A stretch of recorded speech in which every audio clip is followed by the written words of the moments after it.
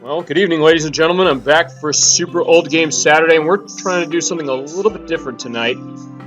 I've been watching the Queen's Gambit on Netflix, and it is probably the best miniseries I've seen all year. And if we're going to rate it as a movie, which it kind of has a feel of, I'd probably say it's the best thing I've seen this year by a mile. So, thinking about that, I was like, well, let me see if I have some kind of old chess game we could play. And it turns out I do, and it's one that I think it's kind of an interesting one for a couple of reasons. So we're going to have a little bit of fun with it. You're going to have to take my word that's what it is, and I'll explain that in a second. This is Virtual Chess 64, which came out in 1998 for the Nintendo 64 as its only chess game, and was developed and published by Titus. Yeah, this is the same team who made Superman and Carmageddon 64, two of the worst games on the system, but trust me, this is a way better game than that. And they were promoting this, actually, at the time as the third entry in a chess franchise that they started on the PC in 1995. And they were kind of pushing on the idea of, hey, this chess engine we built for this game is something that was award-winning, or as far as, like, kind of smaller, at least I think smaller, like, chess engine contests are being held at various places. And according to the back of the box, it says it was a 1996-1997 World Microcomputer Chess Championship professional category winner. And it was also the winner of the 1995 Harvard Cup, at least the engine that's running this, which was used again in Virtual Chess on the PC, and Virtual Chess 2, which is also on the PC, and then this is the third and, I think, final game in the franchise. Well, sort of a franchise, I guess. So, I was thinking about all this, and I was like, well, let's take a look at this game tonight. We're going to play a couple games. We got the 3D mode here. There is a 2D mode. I'll go into that just a second. Go into game. Okay, that's information on game. Options, beginner mode, you can turn on. It'll tell you where pieces move, indicators, and things like that. Meditation, which is for the AI options, of which there are actually a lot of. Now, as I was saying, you're going to have to take my word that this is Virtual Chess. Well, alright, fine, you don't have to, because this is right down there on the bottom of the screen. Virtual Chess 64, 1998 Titus. But I know something very weird before we start playing. When I was booting this up just to test it, because I always do a test on my capture device before I start streaming, just to see how it's going to go. I noticed that when I got to the title screen on this, the feed just kind of gave out, but then it came back when it came back to the game. And same also with the opening of this game, which, God, I wish I could show you the opening of this. It's basically like a CG version of Titus the Fox, the mascot of sorts of this now defunct French development company, just howling. And it is strange. We're going to see that head of that character in the tutorial mode. We're going to have a lot going on this later, because there's a lot of interesting things this game has for it. But, again, this is not going to be a traditional, well, we're going to beat this, well, it's a chess game. So it's basically, you're going to be beating a chess game and then go on to another one. What we're going to do is we're going to be playing the variances of it, kind of going through the options of what it has. In fact, we'll start there, because we'll do 3D, and then we're going to do 2D, and then we'll take some time and play around with the tutorial mode, because there's actually a lot of things in this tutorial mode that are pretty interesting. Okay, languages, you can put a language of text into English, French, Spanish. Board options is basically change it to 3D or 2D. We'll do 3D first, and then we'll do 2D. Rotating of the board, restoring of the board. You can actually do customizations of how the board is laid out if you want to play out certain scenarios. You set up players.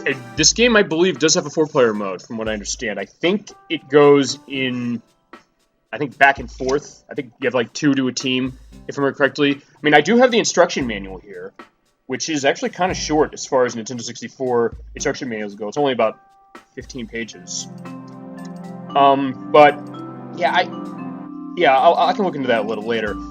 As far as that, I mean, not that it's going to matter for the purpose of this, because I'll be playing myself. I'm just showing it off. You can also set up how many games you want to play, single player, multiplayer. Oh, hey, how you doing? Yeah, I just started kind of explaining what we're going to be doing with this game, which is, again, just going to be playing a couple games with it. We're going to have an exploration as far as the tutorial mode, because I was actually looking back in this before I started the stream on this, and there's actually a lot to look over here. But anyways, just kind of going through the options. Meditation, which basically you can kind of control how the computer is going to be, taking time to think moves. You can set up board positions. I'm not going to do that. Let's cancel. Preferences, let me just go in there. US Open qualifiers, okay. Yeah, music, we're going to turn off the music at some point, because I don't really like the music in this. It sounds kind of like Animal Crossing now, thinking about it, but it's kind of kind of melancholy in a weird way. You could select different kinds of music as well, and again, turn it off in options. We're going to do 3D mode. One thing as far as this, if you've ever played Battle Chess or Archon or even Star Wars Chess on the Sega CD, you'll have like fight animations for that. We're going to keep them on for one match. So basically every time that there's going to be a capture, you're going to see pieces, fight it out. Also, there's an option of single fights where it'll show the fight animations the first time you take one specific piece. You also have flash think, which I believe is you can tell the computer to wake up while it's doing thinking for that. We're also going to play around as far as the levels, the difficulty levels, of which there are 14. So actually, that is kind of interesting. There's also beginner 1 and 2. These two modes give you artificial stupidity, where the computer will randomly make a dumb move for no reason. As its U.S. Speed Championships ended earlier. Yeah, so that's a fitting situation to be able to be playing this chess game, the chess game on the Nintendo 64, and I don't think there's any other game on the system that I'm aware of that has even like a chess minigame. So, I mean, clearly Titus was bringing everything they had as far as, making this the ultimate chess situation as far as the N64 is concerned. Probably pretty primitive now, but again, for 1998, definitely some interesting things there. We'll play a couple games going through some of these difficulties. I'm going to start with beginner 1 because I want to show how the artificial stupidity works. We'll kind of jump around. I will go into a game at level 12. I haven't really played chess that much, honestly, recently. I used to play it a lot, actually, right when the time this game came out. I was kind of into it. But, I mean, I'm not expecting to win many of these games, except maybe this beginner 1 game. We're going to start there just to show off what this game can do. I'm going to be switching between 3D and 2D. We're going to do 3D game first, so we can see those animations. So, here we go. With that, you have, again, I don't think I need to explain chess, but, alright, we have white, black, pieces move, and there's stuff in tutorial which I could show off to explain how they're going to move. I'm going to run an assumption that you understand in chat how chess works. If not, we can go into that in tutorial later, because, again, it covers pretty much everything you've ever wanted to know about chess, for the most part. Okay, but anyway, so I can move my cursor over here, left and right. You can use the analog stick or the D-pad. I highly recommend the D-pad because it's kind of wonky how the movement, even like that. Even the movement like that is like I was moving with the analog stick there. It's kind of going weird. But, and also even like the display of the board, which is also kind of strange. But you can use the C buttons. I'll give you ideas, may go back to teaching anyway. Okay. Yeah, that's definitely an interesting situation. I mean, the idea of like how, again, with the release of the Queen's Gambit, the fact that it's getting people to think about chess a bit more.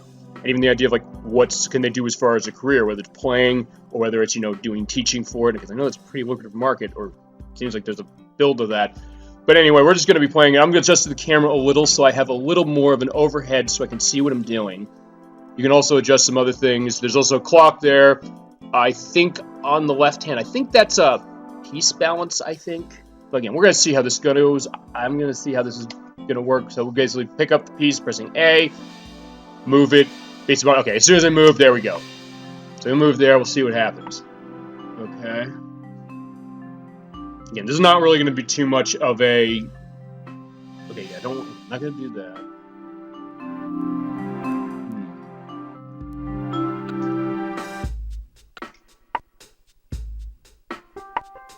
It is a little slow as far as the frame rate is concerned, although to be fair, it's only just a chessboard, and in all honesty, it gets much more smooth when you go into 2D mode. We'll show 2D mode off. That will be interesting. In fact, I can't do that. Let's see. Sidebars and engine calculator, basically who's winning. I'm pretty sure that's what it is. Again, I have the manual here for this game. I actually do have the instruction manual for this game. So I can look to see what that was. Alright, yeah, he's pulling out his knights pretty extensively here to start. We'll see how this is going to go. That being said, I think I'm leaving myself open in a lot of cases, so... Yeah, okay, I don't want to do that.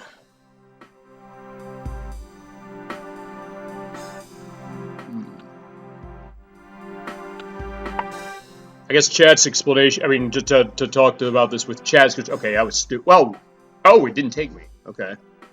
That was lucky. I thought that was going to be a bad decision. Okay, well, see, here's the thing. That's why I have it on beginner.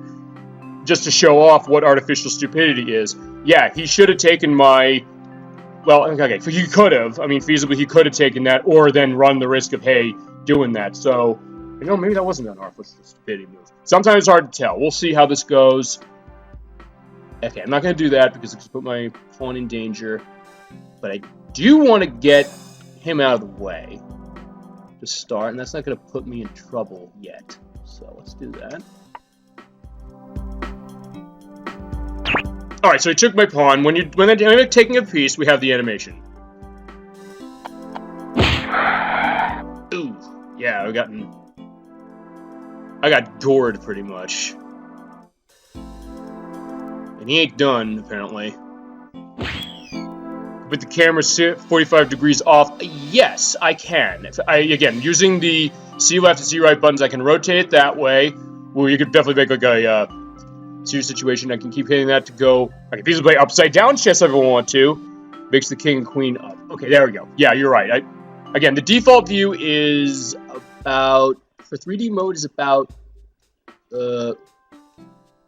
here. There we go. I mean, yeah, that is something weird about it. But again, also in some cases, like, okay, if I'm missing a piece or something, let's do it there. Okay, there we go. That's perfect. All right. But see, that's the thing. You can adjust what the options are. Actually, in 2D mode, it's not going to be a problem because 2D is kind of, okay, it's flat, but it'll look pretty nice as far as that. All right, so, all right, there we go. Just want to hit that up so I can see what I'm doing here a little. Yeah, I want to...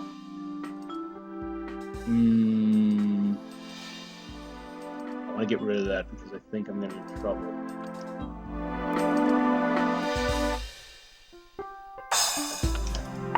Put some pressure on him here, see what happens. Oh, yeah, there you go. Not so good. We hear that whoop whoop. That means that's a check situation. We saw this animation. I can skip that pressing start, so I'm going to do that. And yeah, I'm not in a good state. Again, I haven't played in a while, can you tell? So I either need to move my king out of the way or yeah, I gotta move my king out of the way. I can't put my queen over there because otherwise I'm gonna be in trouble and I'm gonna lose it. Which is, again, not a good thing to be doing. So, yeah, let's put it here. I'm probably gonna lose my rook. Oh no, okay, I guess not. So, yeah, well, actually, no, I can do that. Yeah, I need to get this thing out of the way somehow. And that's really the main thing. Threatening to get voice chat working. You mean for a few weeks ago? You mean as far as running it simultaneously? No, I have not. So I'll have to look into that again. I need to get rid of this guy, or get rid of that first. Also, see a different animation. I'm gonna press start. Just skip animations we've already seen, but for the purpose of this, we're pulling the queen out. It looks really... Whoa. Oh, okay, I just dodged it that way. Okay, so... Yeah, as I said, when I get that voice chat situation working, I'll be able to then utilize that. And hopefully, I mean, that might be another idea, which is kind of just get people involved. Going like voice stream. I think maybe I should just like have another device to do that. I'll look into that and we'll figure that out. Again, the other thing also in that case, like, how do I do a video share? Because it's going to be weird seeing, back and forth with the options of, or the screen options and display being behind. But, alright, so that was that. Yeah, I don't want to do that. Well, I could do that, but like, yeah, that's not a good idea. Good news, I got rid of his knight, his one bishop, so we should be fine for now. Let's move pawn forward. Man, I could talk to you without theoretical chat here again. Well, I mean, again, it's like, we'll see about this. It's kind of just displaying this game anyway. But yeah, you're right. I can look for something as far as that. There are definitely some games I want to do at some point to have more people involved, particularly when there's stuff they're more familiar with. So, let me see. Alright, so... I think... Okay, I'm just kind of waiting here right now. Let's, move my king back.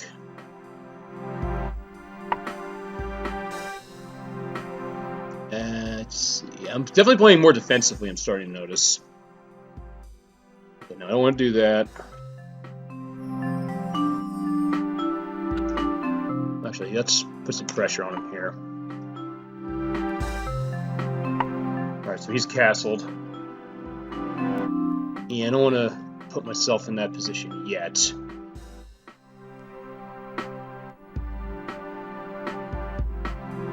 No. Okay, so let's Let's get my rook going, sort of, or try to. Ooh, there we go. So there goes my one knight. Yeah, it's weird. So of course, my knight got vertigo and died. Yeah, some of the animations are weird, and it's funny. I don't think I've even seen this one in a while. So, all right, so those guys are gone. I need to put some pressure on him. In fact, I think I know one way to do that.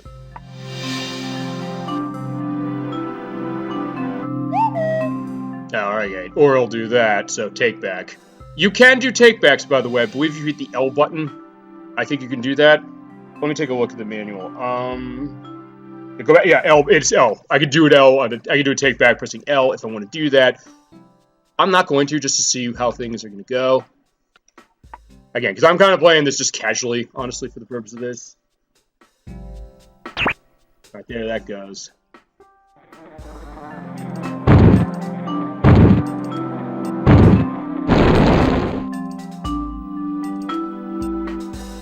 Now, one thing I'm definitely going to do is knock him out, because I'll be safe doing this.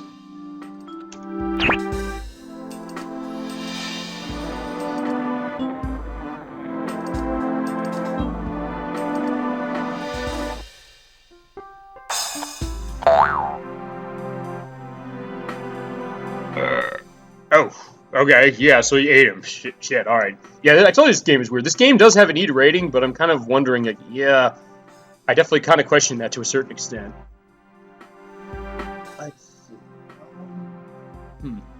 Don't let him get free pieces. Yeah, that's what I'm trying to avoid. Let's see. Yeah, okay, he's not good for that purpose, at least. So, what I should do is... I can't really do much here. I don't think that's going to be good. I don't think we're going to be able to pressure him that way. Let's just move this. Or no, let's not. Yeah, I'll put it there.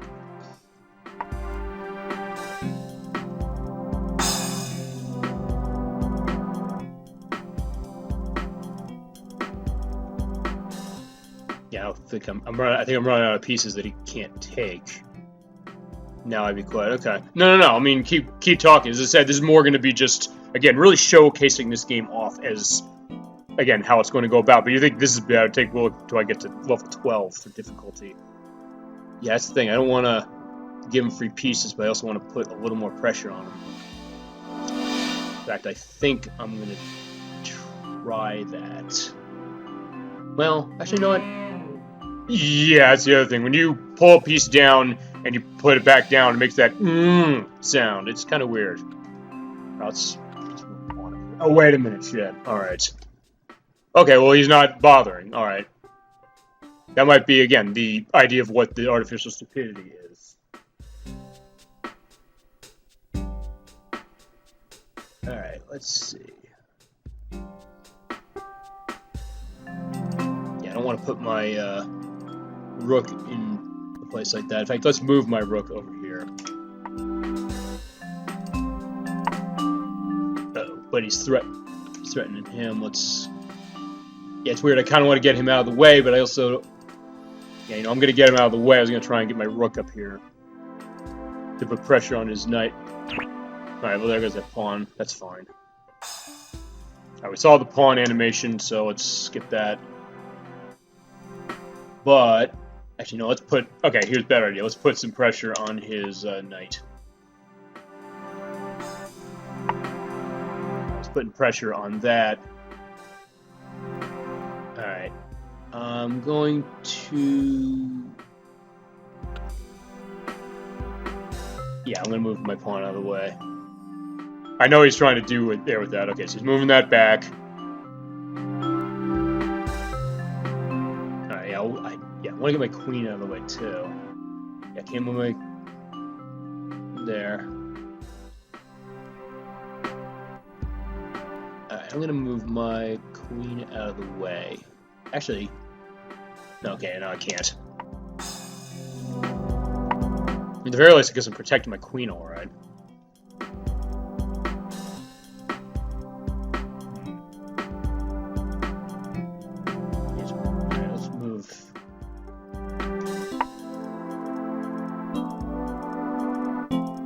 there goes that pawn. So maybe that was the dumb move right there.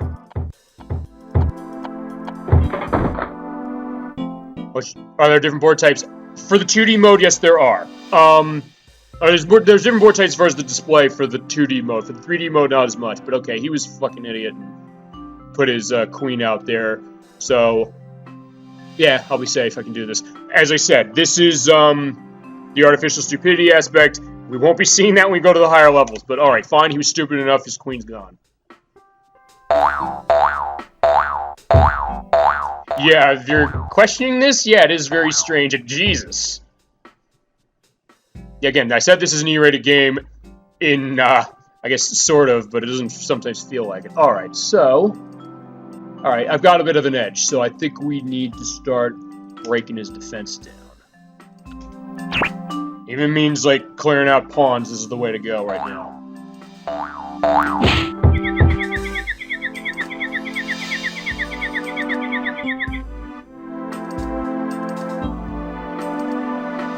Except, yeah, I stupidly put my my rook in position there.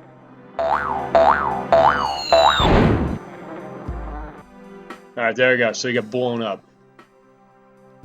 Okay, so... Yeah, I don't want to... Okay, I'm not going to do that. Let's just see what I can do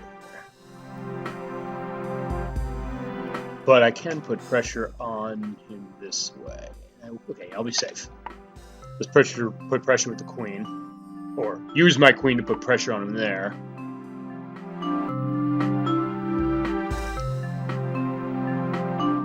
Alright. Honestly, I'm almost at a point where I think I'm going to need to start just getting rid of stuff. We're getting rid of his pieces and even sacrificing some of mine. But my queen will be fine here, so let's put it there. Okay, he's doing it for me. Okay, that's the thing with the pawn. We've seen it. We haven't seen me do it, so let's get rid of him there.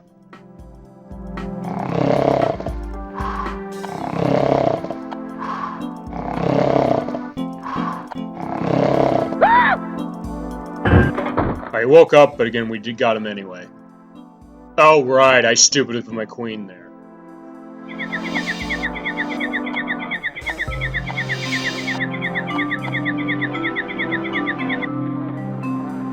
And he stupidly put his queen elsewhere, so that it kind of fits as far as this now. And again, considering I don't think I've actually played chess in, geez, forever, it seems like. Alright, so let's see. Okay, let's... I mean, I'm defending myself okay so far.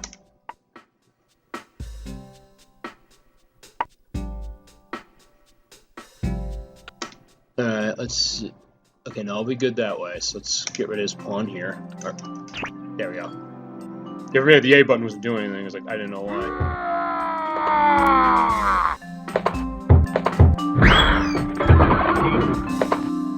Yeah, he's dead after that. Getting kicked in the face of the horse like that, yeah. But, you know, we're running into a situation where I gotta be careful because my king is in trouble.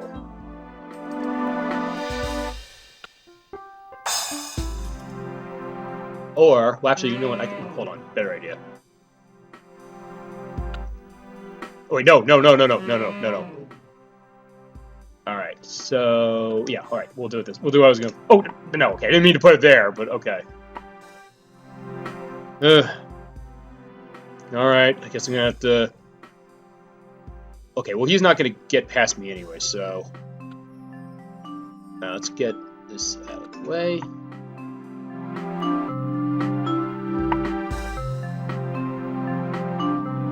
Just get rid of his bishop there.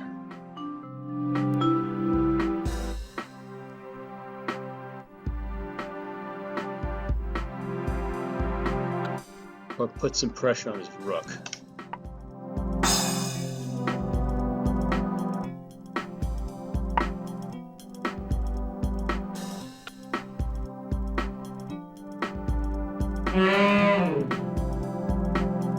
Or I can kill his other rook, and again lose that. But I don't think I should do that.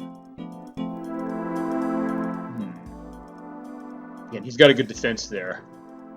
Yeah, I don't know if I'm going to be in good shape to do this.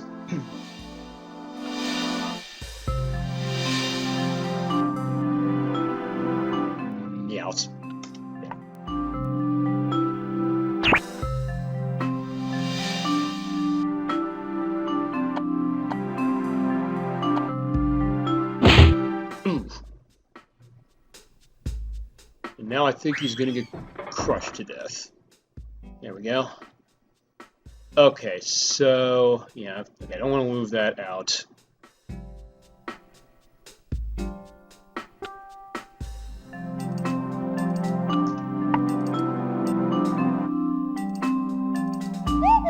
Alright, I have a check, so yeah, this is not gonna end well. Oh, again, he's gonna promote, and I'm gonna be screwed. I think I'm gonna lose. Wait, no, I can't put it there. I forgot. I'll put it over to the left. This is the only place I can put it. I can put it safely. But then he's gonna promote.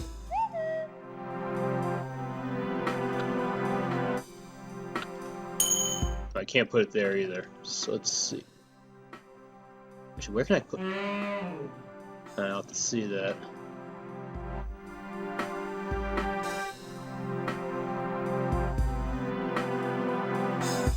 Can't take that. Can't put that there. Can't put that there.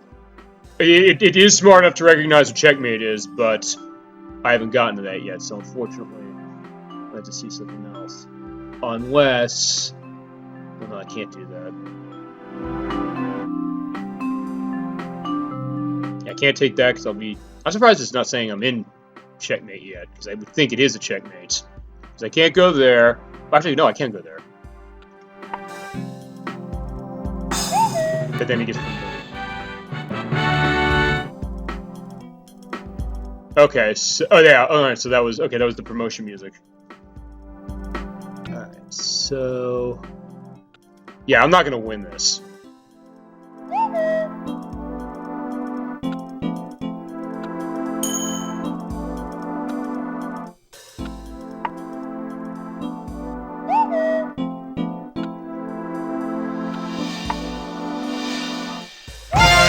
There we go. And when you hear that, that means it's checkmate, and so black wins. And there you go. So you also get the animation of him setting him down the river, quite literally on the boat. Yeah, I just want to show off in particular that one as far as the 3D. We're going to be doing mostly the 2D option. So you go in that, you select new game, and that resets the board, and then, yeah, you can, you can change board here, 3D view, 2D view, and there are also options as far as what boards we're going to see. It's very strict. Yes, absolutely. There aren't animations in the 2D mode, so in that case we can avoid that for the time being. Levels, we're going to try, you know what, we did one at the very low end echelon. Let's try, oh no, we'll do that as we go along. Let's go to just level 1. And let's see, I think there is another option as far as board options. Yeah, there's board rotate, 2D board. Yeah, you can rotate the board so it's 2D mode is easy to read. Yes, I'd agree with that. In fact, when I play this game, I tend to play it in 2D. The 3D is just for the perfect purpose of, you know, having it and also having that different perspective. So yeah, we're going to keep that. Game. I thought there was a different option as far as... yeah, it's preferences. Okay, yeah, 3D fights, single fights, that doesn't happen. We don't see the fight animations at all in 2D. Flash Think is basically force the computer to make move. Tutorial will have a little bit of an exploration on later. I thought there were different boards on this. I have to look at that. Alright, so we'll start again. Oh, okay, I hit R, so that was basically... Alright, so I just hit R by accident. What other music? That would be... yeah, I'll change that. Where is that? It's under Game... Oh no, it's under Preferences. Like Queen's Gambit. Yeah, I don't remember that off the top of my head, even though I was watching that show. But, I said, you can change the music a little bit. I'll change it to 2. Well, this is kind of weird. That okay, so I hit the R button by accident, and what that does is that it will actually, I think, select a move for you, as I think it does. Let me go look to the manual here. Yeah, L is take a move back. R is... That's the position edit.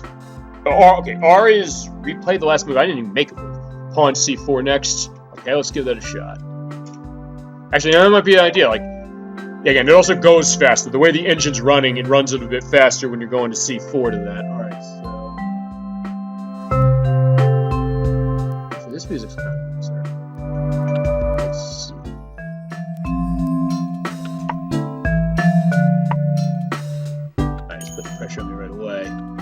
Oh, wait, hold on a sec. Oh, right. Okay, that's why it's doing it, because otherwise it would check.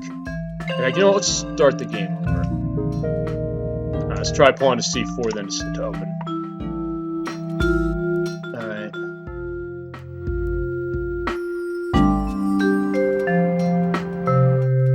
I don't want to move that. I have some options to set me up.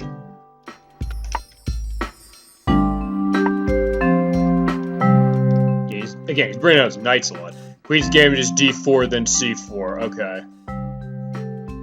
Okay, so that would be basically, so it would be this, and then, or this pawn, and then this. Okay, gotcha. Alright.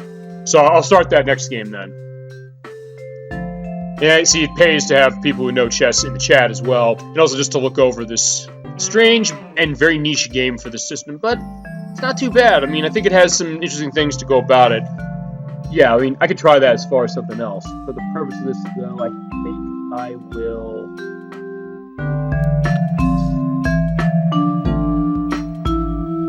Let's open this up a little bit.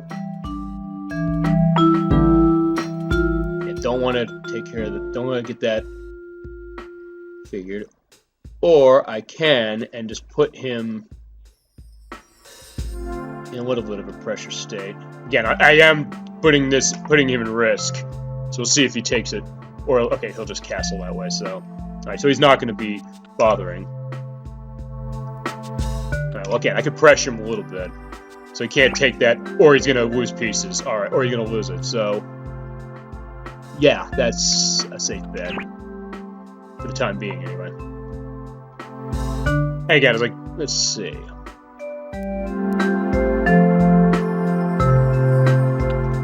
Gonna... Yeah, okay, they'll be fine. I'll be safe.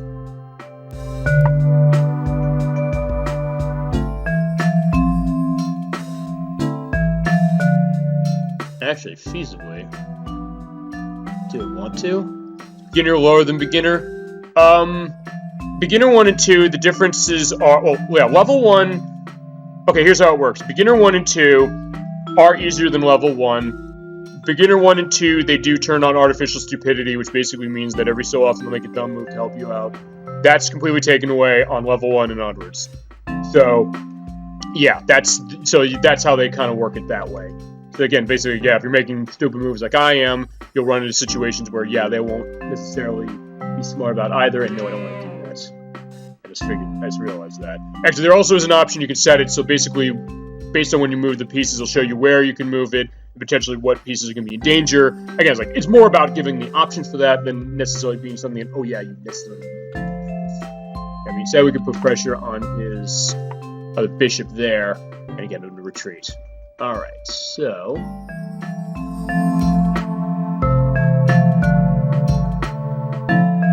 Yeah, I could, but again, that's an unnecessary risk. In fact, yeah, well, I can put pressure on him this way.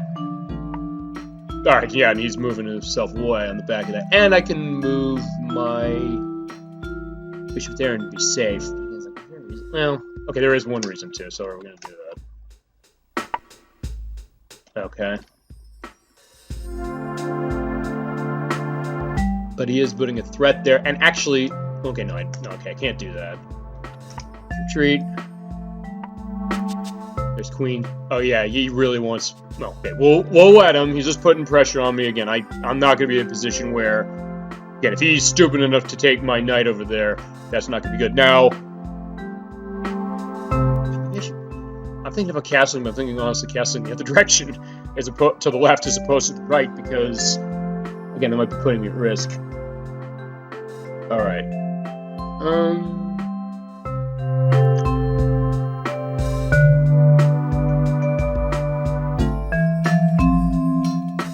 Let me clear it out a little bit.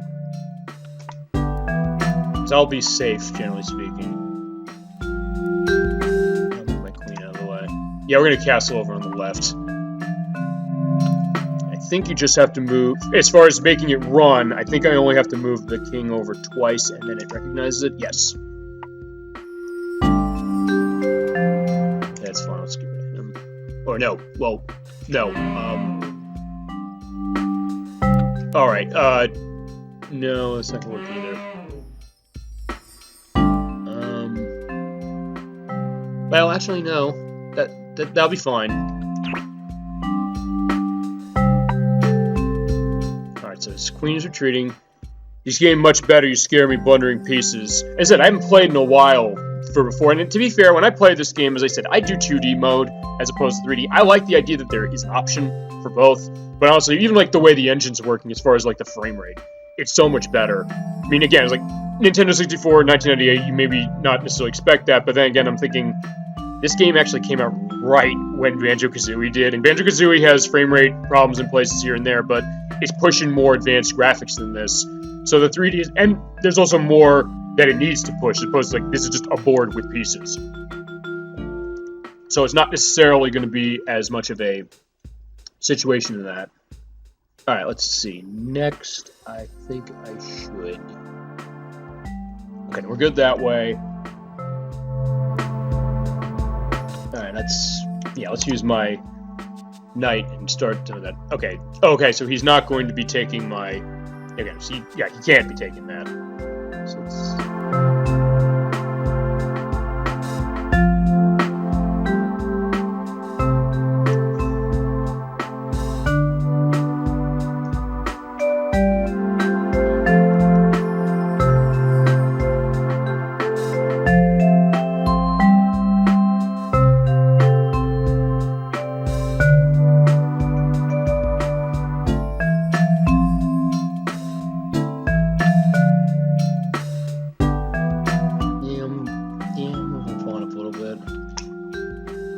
Get my other rook out. Or try to, anyway.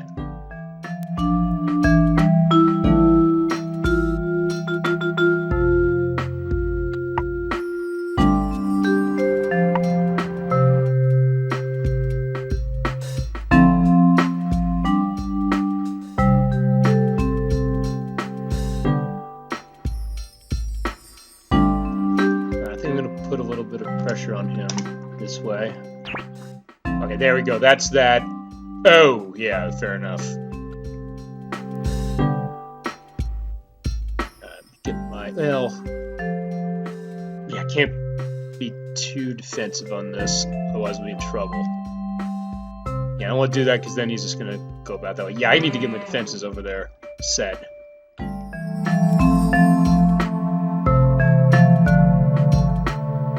Yeah, let me... back a little. Yeah, I was gonna say, this might be a problem. But I can block him a little bit. Okay, well, not that that matters. So let's see. Push pressure there and hopefully move away.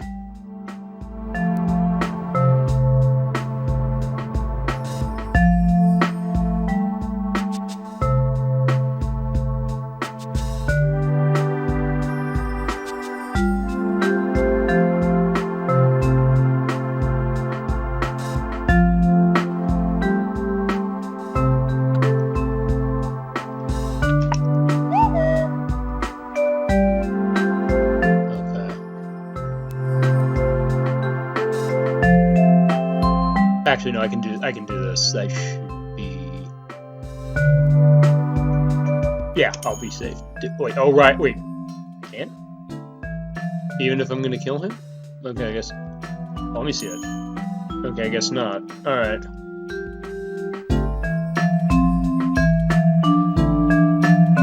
Oh, right, because the... Right, I forgot, because the queen is pressuring him. Alright. Alright, we got checkmate, alright. Like I said, I haven't played in a while, so unfortunately that's... But again, I'm getting a little better at least. So we're going to try one more game. We're going to change the difficulty up a little. Change up to... Okay, that was level 1. Okay, so let's try him in the middle, beginner 2. So again, we'll try the... Let's try that opening. Let's go ahead the Queen's Gambit then. Let's try it's D4. See how he takes. To C4, which probably isn't a good idea right now, because otherwise I'm going to lose that. So, yeah, I'm not going to... It's okay, I'm going to not completely play it, but... Yeah, I'll do this a little differently. I'll play the first half of it. How about that? It's a fair compromise. Except that, again, I'm being put in a situation. C4 is the main line. Gotcha. Just, let's see. Yeah, I don't want to do, okay, no, don't want to do that. So I can just put pressure on him a little bit. Because that's really a lot of ways what this game is really about when I'm thinking about it. It's pretty much pressure, if you can get into situations of doing it. But right now, I can't, so... Yeah, honestly, I'm kind of an open book as far as this. Actually, no, let's do that.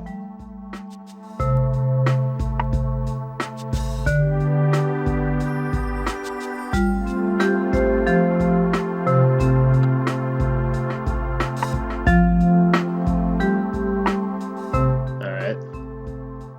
Maybe doing this a little early, but let's see how this goes. You sack the pawn temporarily, then play e3. The pawn can be defended, so it's blundering the pawn. Gotcha. Actually, that was a smart move, but point is I can put him... Again, maybe I shouldn't be doing this so early, but again, let's change this a little around. Check. Let's see. Okay, let's see how he reacts to the fact that he's in check. Because again, we want to put this engine to test. Okay, fair enough. That's a smart move. Pull the pawn right there. So basically, then I want to retreat. Well, unless I want to lose my bishop, but I don't want to do that. At least not yet. Okay, at the very least, though, it's like, well, of course, by checking him like that, I did stymie his aspect of castling. He can't do that. So, at the very least, there is that. So, what I want to do next is... You know what? Let me bring my other knight out.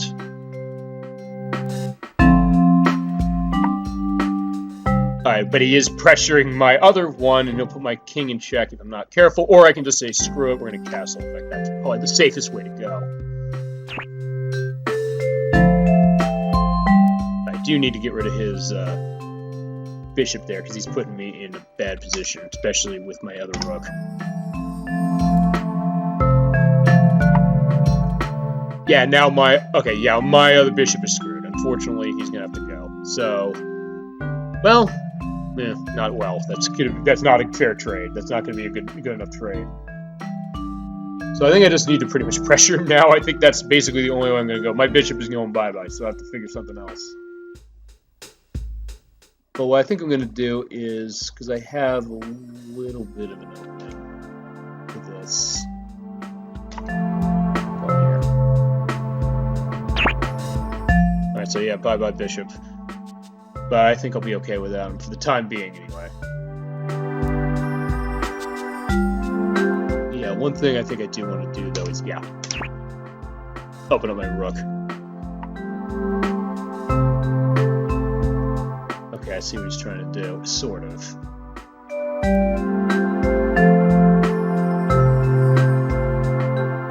Now, you know what I said the music wasn't very good? Actually, I kind of starting to like this track more than track 1. Again, I can switch tracks for the next couple games. I think there's 4 pieces of music for this game. Not much, but or feasibly the other option is turn the music off, turn on whatever music you want on your radio, or your stereo, or whatever, or your iPod nowadays. But let's see. Okay. Actually, in this way, I also kind of like doing this game just for the idea. It's like I can kind of sit back, relax a little. It's like, all right, I'm thinking about this more. It's more about logic. In fact. Of all the games I've played, it's probably the most logic-based one I've touched. And then again, it's more because of the inherent nature of what chess is than anything else. But, you know... Okay, he's putting pressure on my stuff there, but... Okay, no, that's not going to help.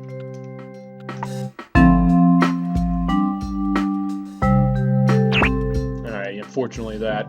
Or, what I could also do is, again, put his queen in a tough spot, so he'll, again, retreat it.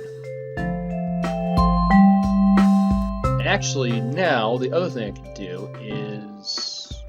Yeah, you know what? I'm going to do this.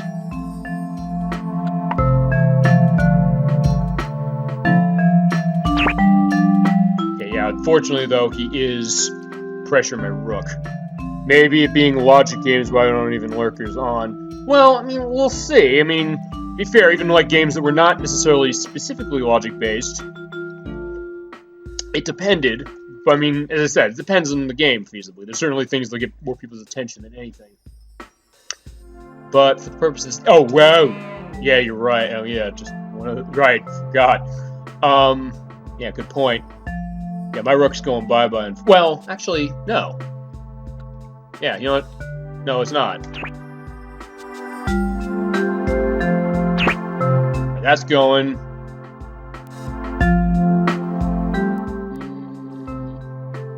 Do I?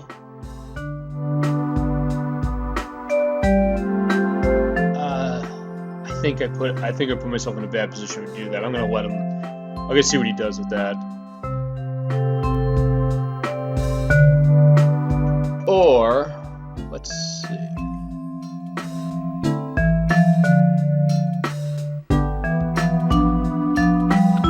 I'm gonna move my rook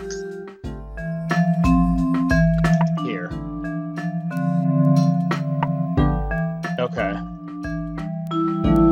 Yeah, okay, get rid of him. Oh shit. Alright. Yeah, unfortunately it's like, yeah, you're right, I didn't notice that. So black wins. Alright. Let's try another one. Actually, let's switch music, because I said I was gonna do that. Yeah, there's 1, 2, 3, and 4. Let's do 3. Alright, we're not gonna try that open, we're gonna try a little different. The way I tend to play do you want to help or are you asking to help, or do you want? Yeah, okay. I'm just answering like what the idea of that question is. Get me on Discord. I could and just I'll try one more. We'll see what's gonna go on with that. Actually, weirdly enough, the way I tend to play is I tend to honestly want to bring my knights up first. Probably is not the right way to play it, but again, that's usually how I tend to go. Want to win one? Well, I will eventually.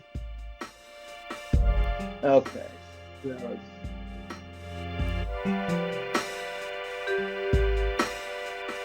not do that. Also, you gotta understand, I haven't played this game or chess itself in a while, so that's kind of where I'm coming to that.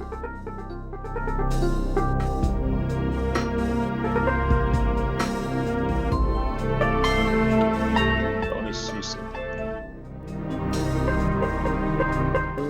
Do I? Because I did that too early last time. Yeah, because I don't want to move that there. And he moves something there, and then it goes, and then that blocks him. But you know, again, I need to break this out anyway. Let's do it.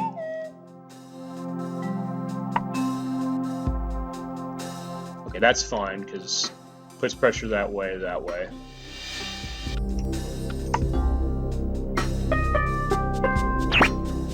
Not surprised you wanted to do that, but okay.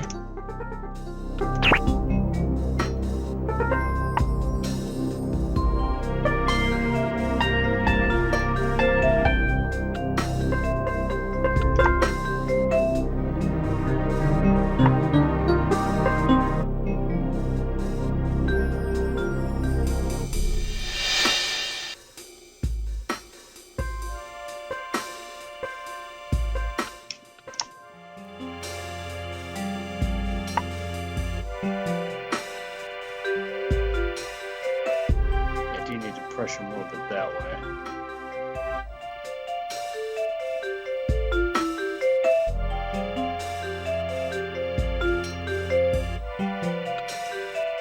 The other people, this is being chat users how it goes up. Switch is strange. Yeah, tell me about it.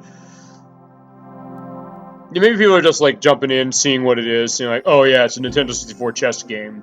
Alright, fine, I'm kind of curious for a few minutes. But actually, part of the thing about this is like we're playing a couple games. Again, at some point I'll play until I get a win of some sort. I think I should be able to eventually.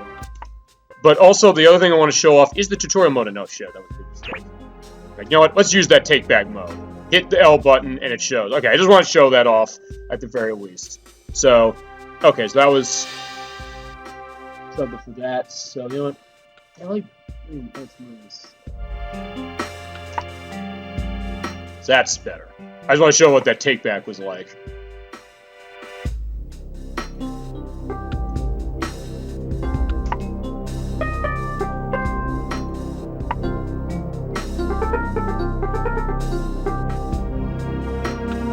I see what he's trying to do. I'll try and lure him out.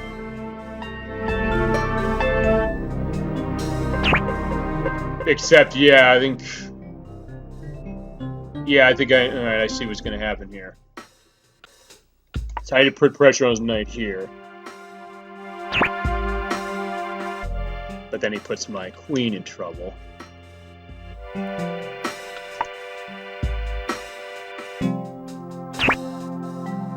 Yeah, so that wasn't so hot.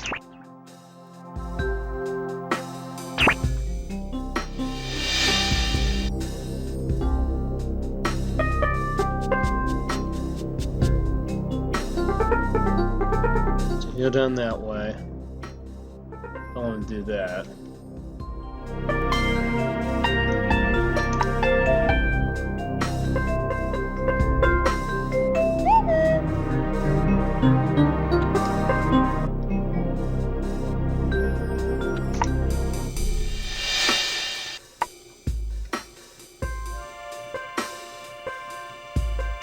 I need to get that taken care of over there. Or try to, anyway. Yeah, I was gonna try and take care of his rook, but he's moving it over there. Yeah, fortunately, the other, he's there.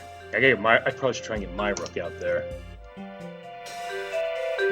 Well, yeah, alright, let's move. Yeah, I'm in trouble no matter what I do.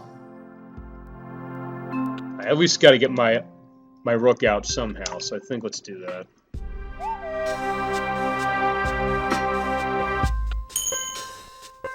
So I gotta move. I probably have to move my queen into that. Alright, unfortunately, yeah, I basically lost. Yeah, I was gonna say. Alright, saw that right there. Like, alright, at that point I knew that was gonna be a problem. Alright, let's try one more. Yeah, I'll keep it on that. That should be fine. I'll just be a little different on how I'm going about this. Okay, let's start. Let's not start Queen's Game. We're not starting that way. Screw it.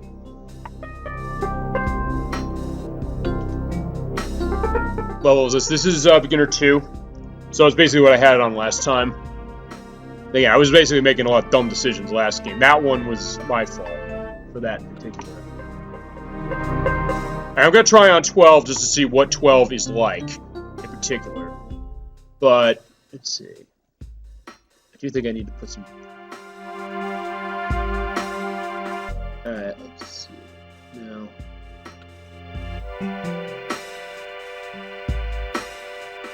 No, let's try something else.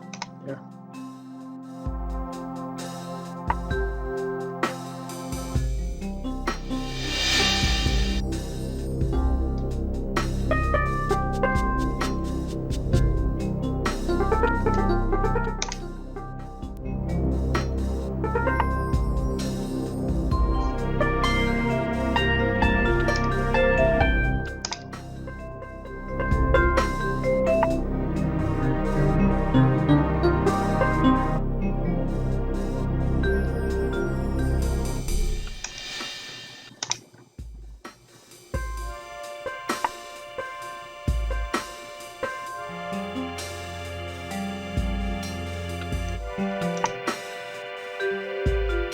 It seems like I'm playing a lot more defensively now that I'm thinking about it, as far as my style. Yeah, that's fine.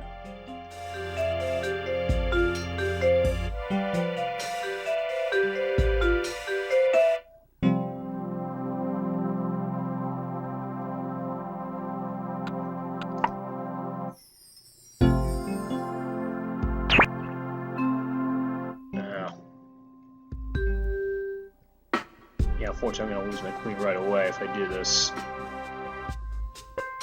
You know, let's start again. Yeah, I'll keep my queen out this... Again, it's like, the way I tend to play, I tend to like to pull my knights out first. So I think maybe that's probably the best strategy, honestly. At least for me it is. Then again, I'm not necessarily heavily trained as far as chess is concerned. It's just that I was kind of sort of into it for a time being. Alright, I'm going to play a little more aggressive this time, see what happens.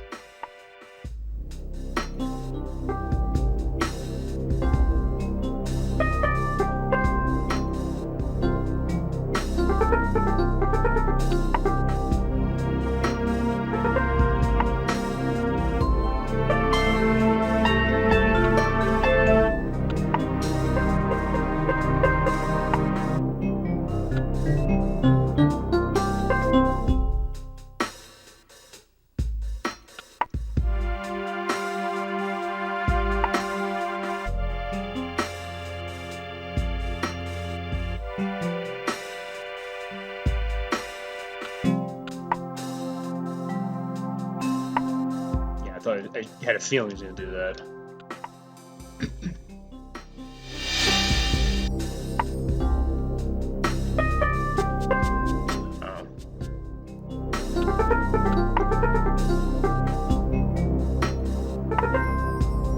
Alright, so he's retreating that way, that's fine.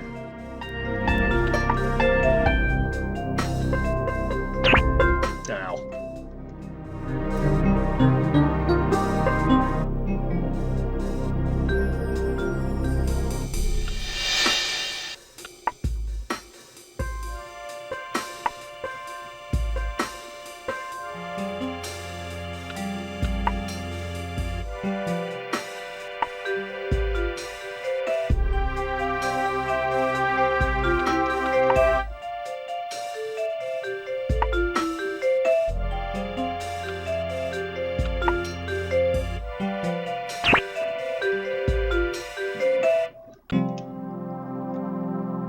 Yeah, I was trying to get an opening that way, and that ended up hurting me.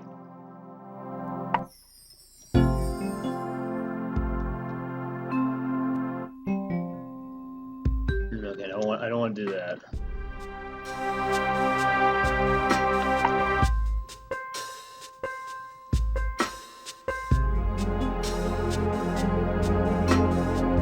It was taking a little time to think about that. I think you hit the Z button and they'll move. Like, you basically do a wake up on them and force them to go. But for the purpose of this, yeah, just letting them go about his business. Okay, no, I can't do that. Can't do that either. Well, then again, I can kind of break him out if he takes the bait. Or he'll do that. Well, actually, that should be... Yeah, that'll be fine. Alright, let's see about that.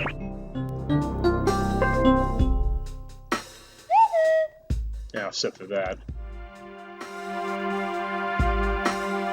Yeah, fortunately, I'm gonna have to move that there and bye-bye rook.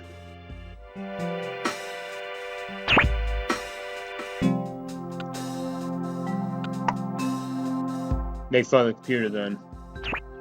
No, as I told you, it's like the AI is actually pretty good in this game. I mean, I'm not necessarily making smart moves, but that's kind of going to the idea of like, yeah, that this is actually surprisingly advanced as far as this kind of game. All right, that's fine. We're gonna put some pressure on in that way. Yeah, I'm getting a little more aggressive. I think maybe that's giving me better results, sort of. Can't do that because I'm stuck that way. Yeah, I'm not... Yeah, you know what? Yeah, I can do this. Oh, actually, wait a minute. Well, no, I'm not going to do... No, I don't have to do trade.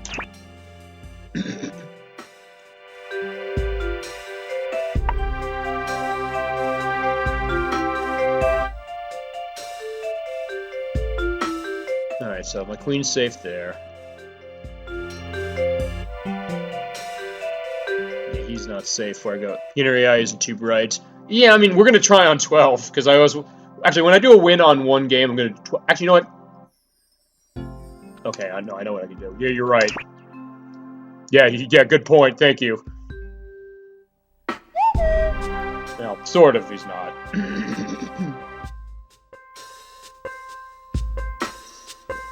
So... In order to live through this, I gotta move there.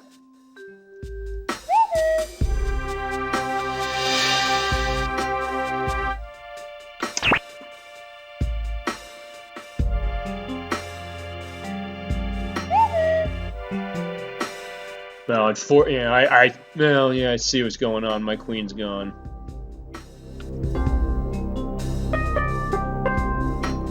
Okay, so much for that move. Do low levels move up, not... Do low levels and move up, not to 12. I mean, I want to show off 12 just for the purpose of showing it off, but I know what you're saying. Alright. No, I don't want to do that. +1. Okay, yeah, I'll do +1 next, just to see about it. Safer than this.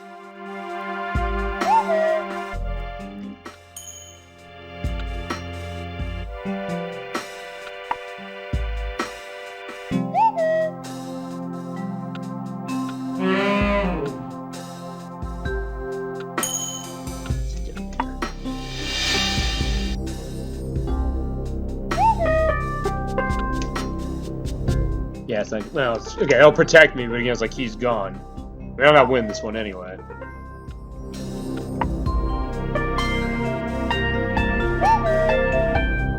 Yeah, unfortunately, I can't do that. Oh, wait, I can't do that. I think I'm... Wait, I can't... Yeah, I can't take it. Oh, where am I able to go? Oh, right there.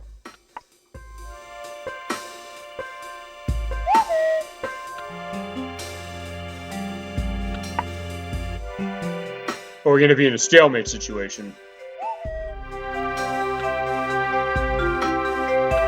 Wrong board position.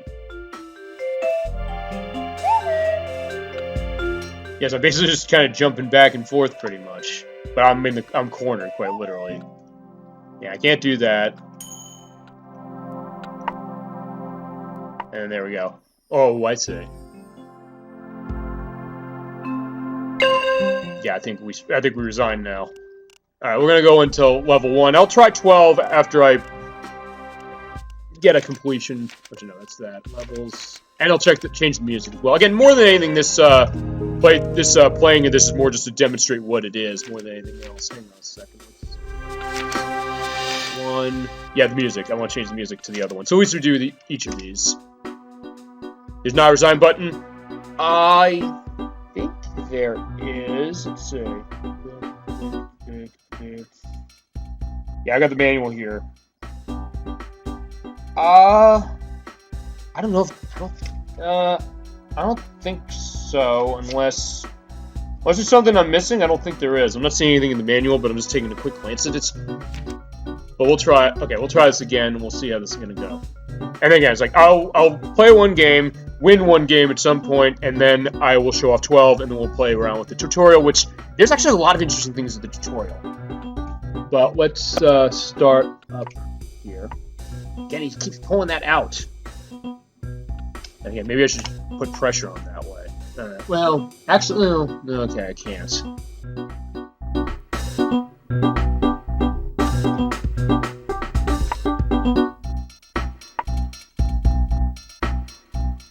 Okay.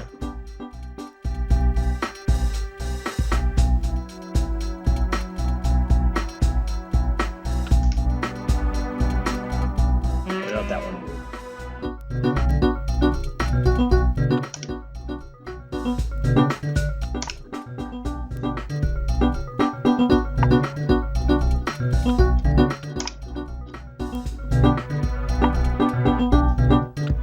I need to get rid of one of these. Yeah, worthy trade. Because it seems like his knights are always giving me the most trouble.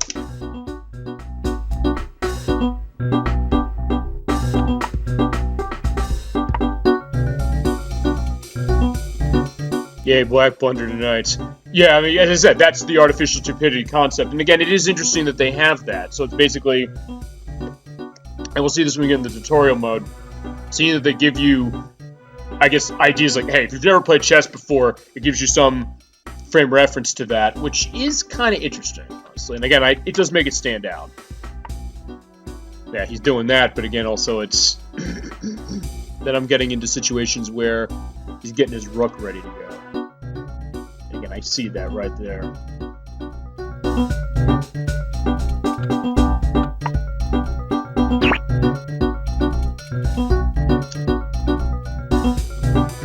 Yeah, I kind of want to...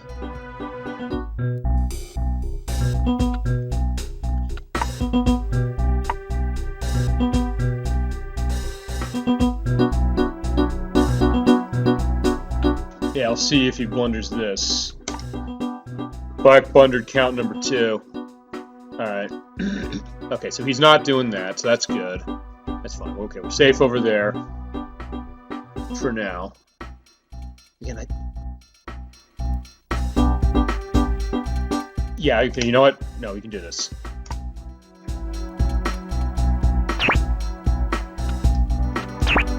Speaking of blundering right there. Oh, then again, he might use that to get an opening. I'll see, he's... sort of. Okay. Black blunder number 3. Okay. Is that that's the benefit of the artificial stupidity system, so you got that at least. That being said, actually, there is one thing about that. Yeah, we can put pressure on his bishop, or do that. Yeah, that I don't. Okay, yeah, and now I'm gonna be in trouble that way. Okay, so alright, we're kind of starting to get somewhere this time. Potentially, except. Yeah, do I want to do that? Probably not. Okay, now that's not going to be a good move. Well, I should do this. No, yeah, I'm gonna say, yeah, that's okay. That was bad.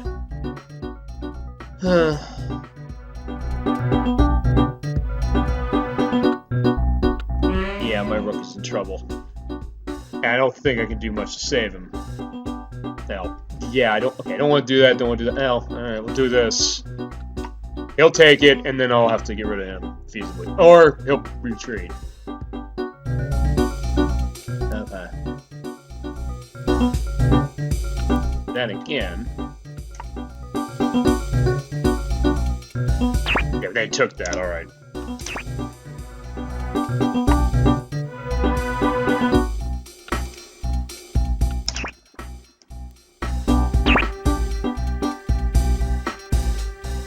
Okay, so.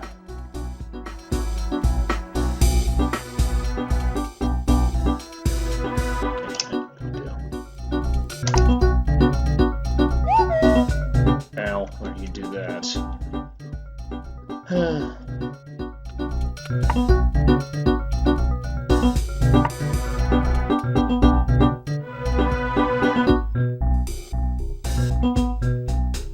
gotta put the pressure on his queen. You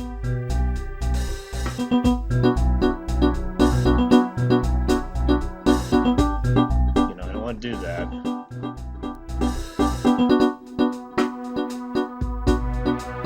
Actually, well, that being said, I could do this. Actually, you know what? Better idea.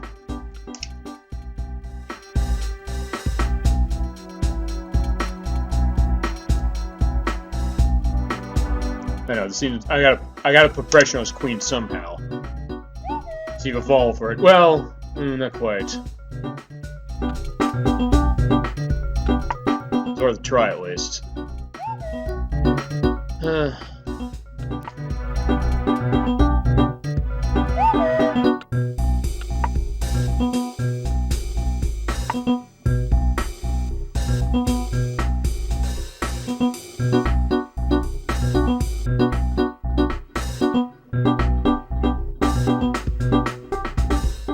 Actually, I got an idea.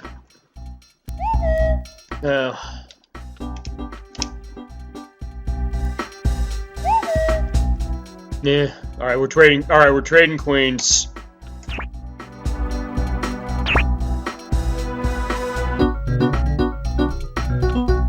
Yeah, that way, that probably was a bit of a blunder on his part that way. But I also need to guard myself a little bit.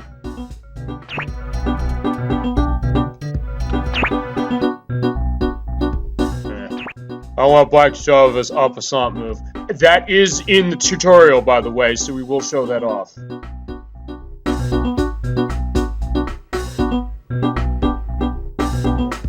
Yeah, I'm down to only 2, so I'm in big trouble.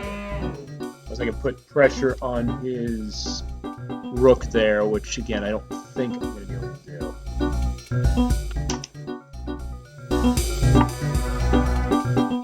Yeah, I'm not going to be able to.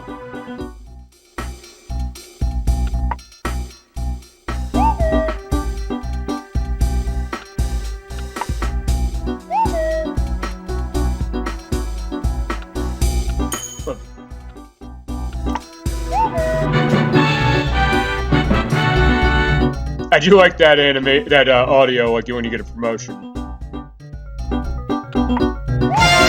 And there we go. Alright, well, I'll try one more time, and then I want to go on to the tutorial in particular, because there's definitely some interesting things to show in there. Oh, I'll do a 12 level as well, and then we'll do the tutorial. Again, this is not really so much intended to show off skill. So much as it is to show off the game, but then, or this game anyway. But we'll see about that.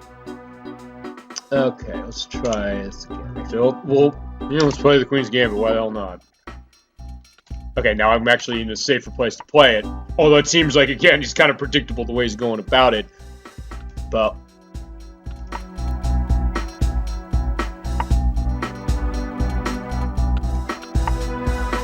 probably some basics first.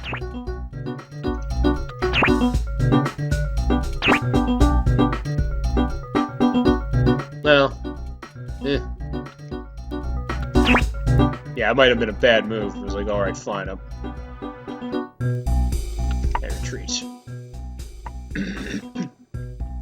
Alright, so let's see. Next, he's bringing those out. Actually, it seems like I'm playing more defensively. Let's see.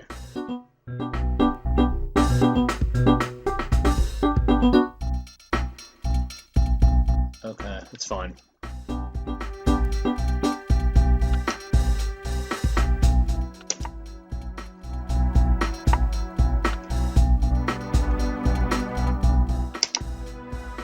Go white. I'll see. And feasible, you can also choose to be black if you want. But it's like, for the purposes, if you're playing Souls, like, yeah, you're probably going to want to be playing as white anyway. But, as I said, you do have the options. And that's what I do like about this game, again, is just the options it gives you. We'll see that when we get in the tutorial, because, again, that is pretty cool. The tutorial is really, in some ways, where this game really earns its keep.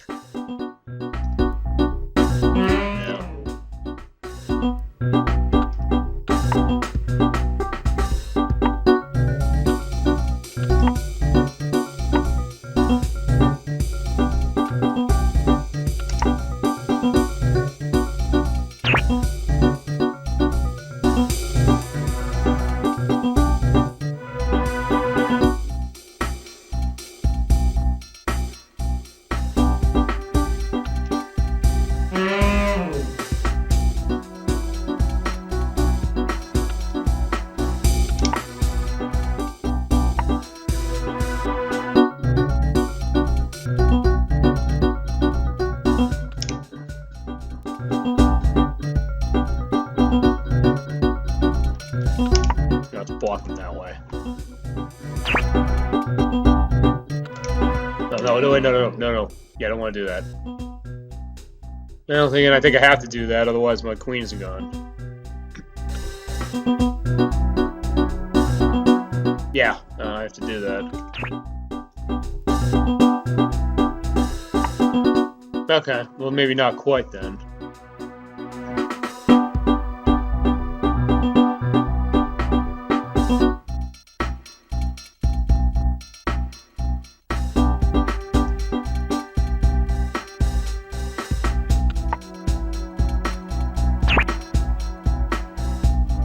Fine, let that go, that's no problem.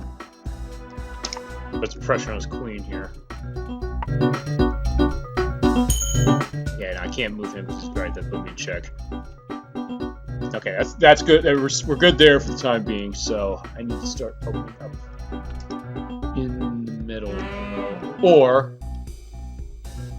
again, put pressure on his rook. Then again, I probably should be having more pieces to do that. Alright, except for that, yeah, puts me in check.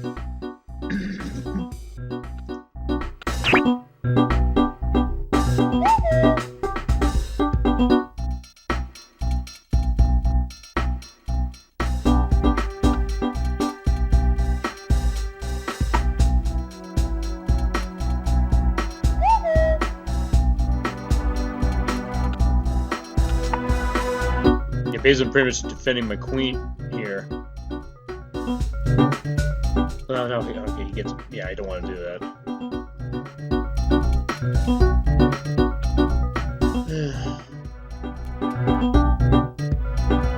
No. In some ways, it's almost a case where I'm thinking, yeah, it doesn't necessarily matter what I do. Probably, I mean... Again, he's just going to get it back right away, so...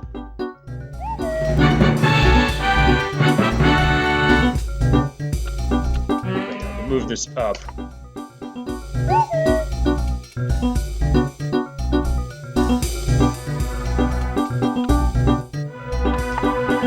But again, he just moves a pawn down. That puts me in trouble. Or he's just gonna keep doing this.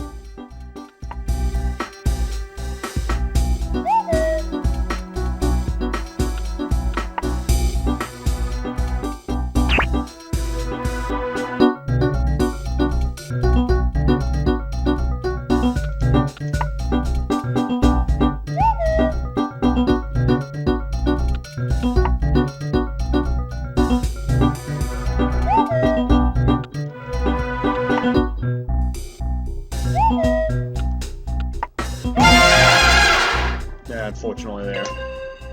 Alright, I'll try one more time, then we'll do a 12, and then we're going to be doing tutorial, because... And yeah, also I'm going to change the music, because honestly, I like 2 better, so let's go to that. Preferences... Yeah, it's a little sensitive with the D-pad, by the way, when you're moving in menus. A little more with the analog sticks, or less. So let's go to 2.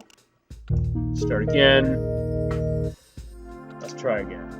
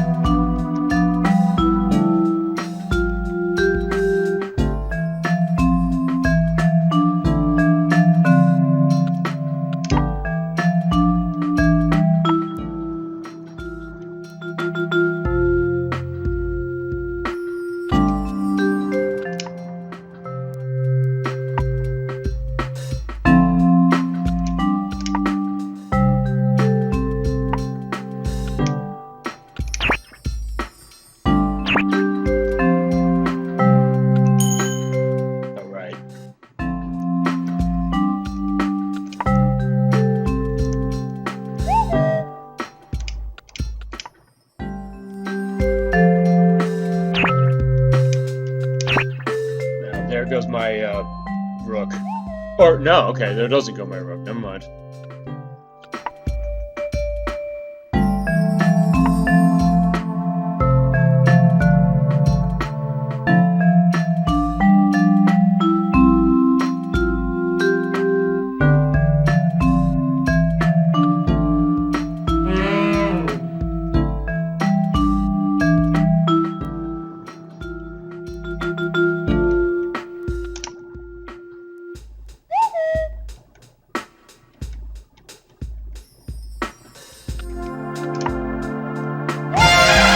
That was fast.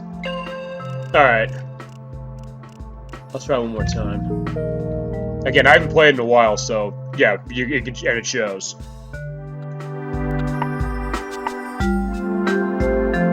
It's also one of those things that, despite some of my skill with other things, I sometimes can't necessarily see like how the game's gonna run multiple times in a row. But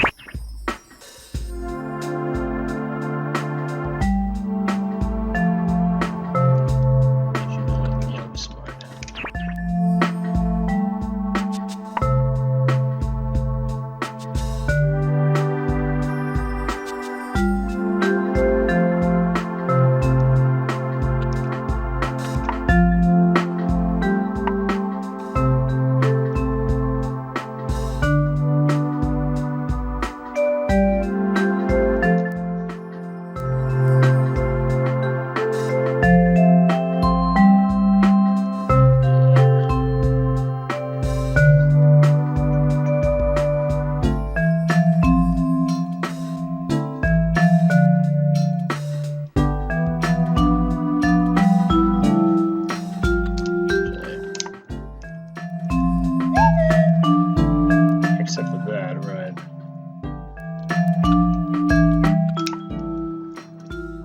It seems like I'm just toying with his queen right now.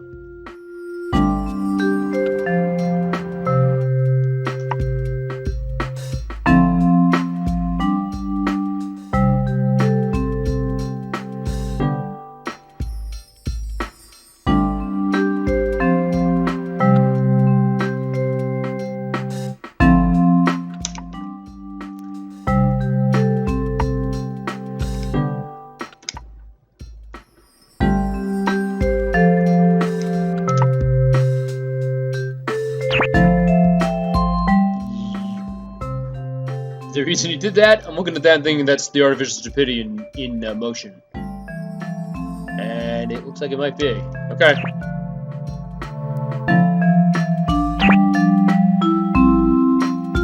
It's getting there. Hashtag blunder. Yeah, I was thinking that. I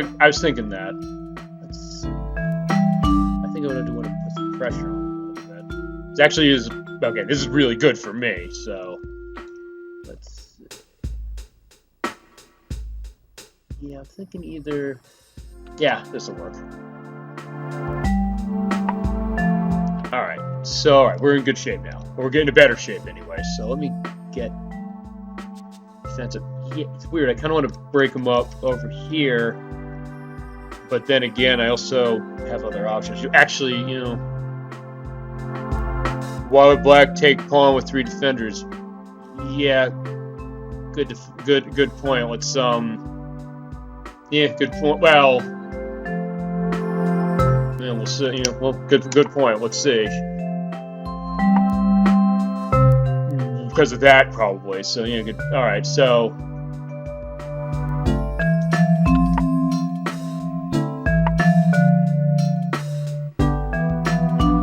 Okay.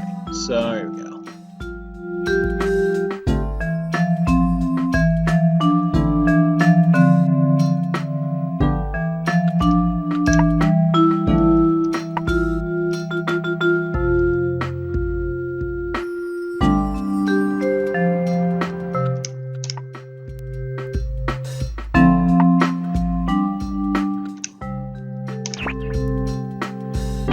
Oh, yeah, I wasn't paying attention to that.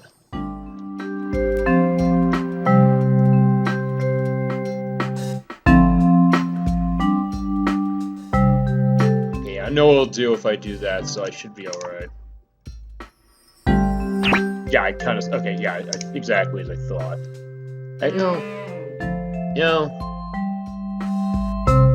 Gee, either way, I can do it either king, queen, or my knight. I think...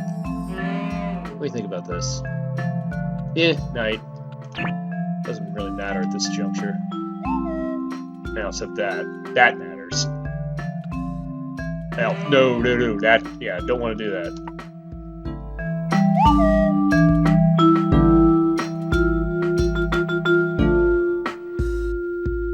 Oh, right. I was like, wait a second. I was like, hold on.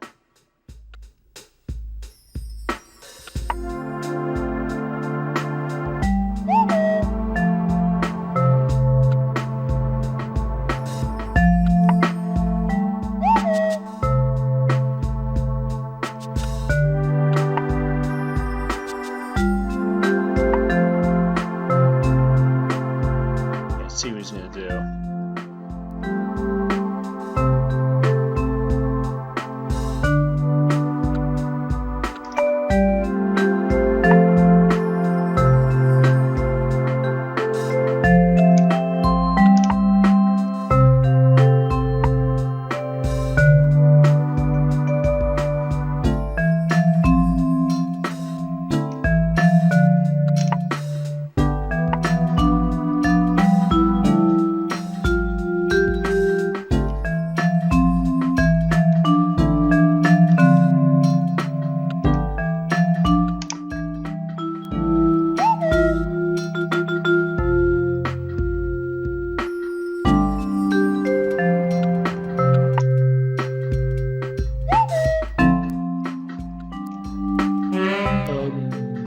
No.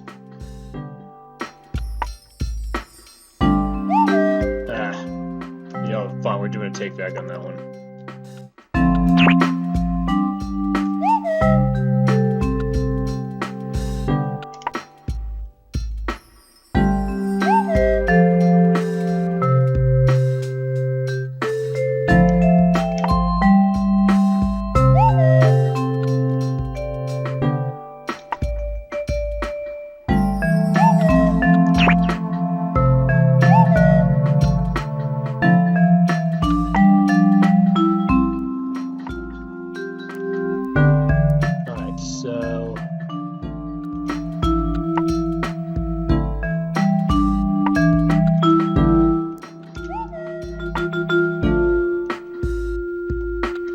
Alright, now the tables might be turning. Let's see.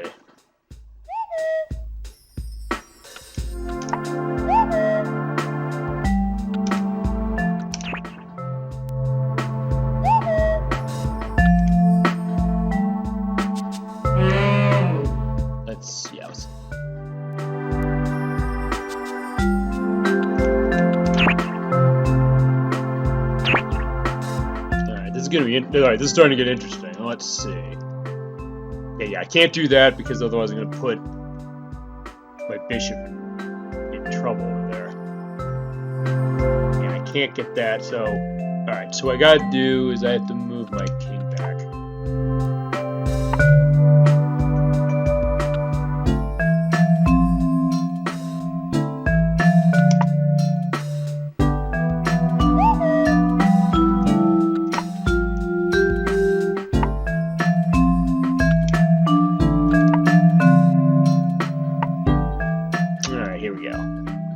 I think, in fact, no, wait, no, I don't. I was gonna say, yeah, I have him, but I was like, no, I don't have him. Yeah, I can't do that. All right, I gotta force his rook out of the way. I hope I get lucky.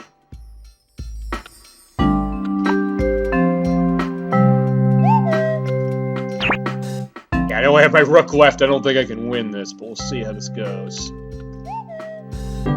This is gonna be a stalemate, probably, at the most.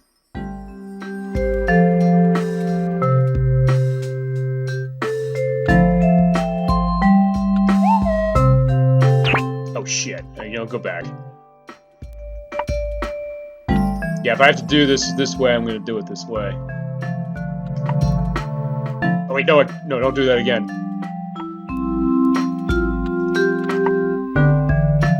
Yeah, because his king won't be able to get to it in time, feasibly.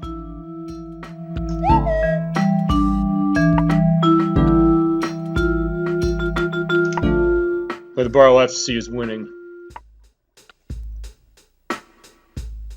Yeah, unfortunately... Yeah, I am in a tough position here. According to computer... Okay, that was not good. Let me move backwards. Yeah, I wasn't thinking necessarily. Red is like it's even game. Well, I mean, it's more... over the red line, yeah, the one in the middle. Right, well, I mean, I only have 2 pieces left. He has so many more. But, again, if I can get rid of his knight... But again, unfortunately, like, I'm putting pressure on. So I guess I gotta put pressure on with my king.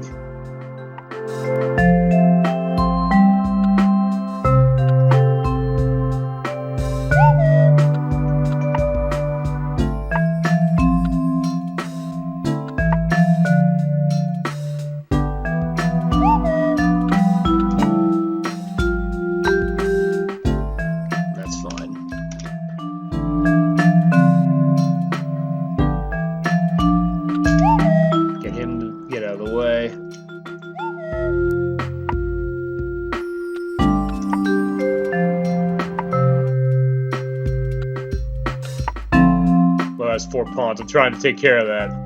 Oh no! No! I can't take care of that now.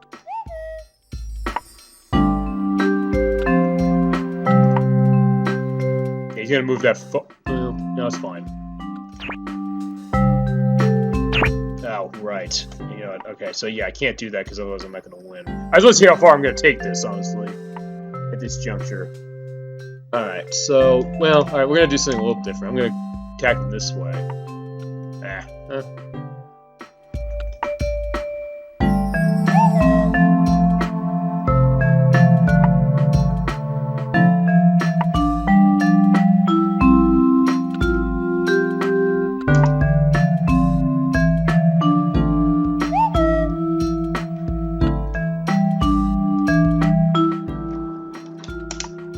I think it does go into stalemate eventually, I think.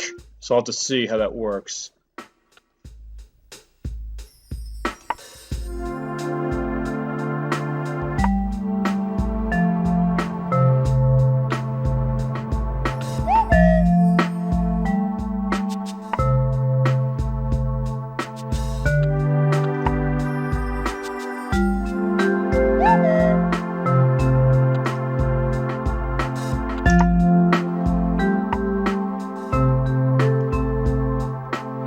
Gambling highly unlikely. At this point, you're right. Yeah, he's gonna get his queen back.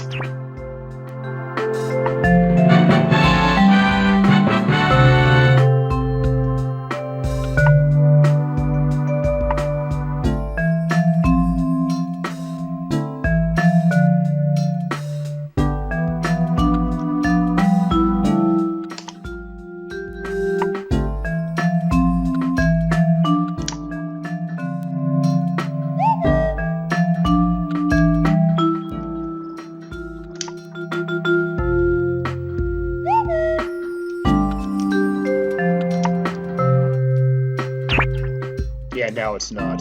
One move blunders, though, it's possible. You think so? Actually, let's go back and see if I can't get that going. Just because I'm curious.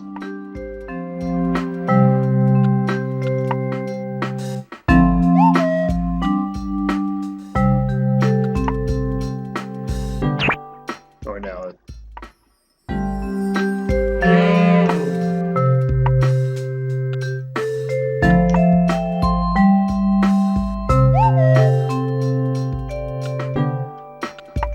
Unfortunately, that might rough goes away. Yeah, I think that was close, but unfortunately, I wasn't able to get to it. I'll try one more, and then we're going to go into the... Then we'll do a 12 game, and then we'll go into tutorial. Because actually, tutorial's kind of where I wanted to look at mostly. Because I was looking at this earlier, and it looked pretty... It's pretty interesting, just what they give me for that. You know, all right, we're going to try it this way.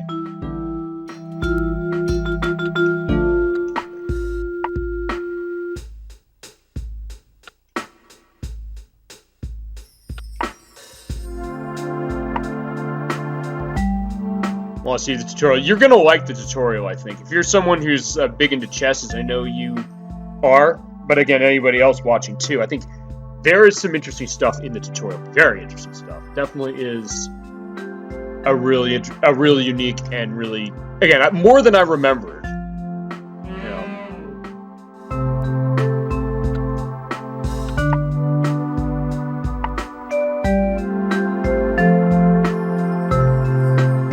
There's no one watching at the moment.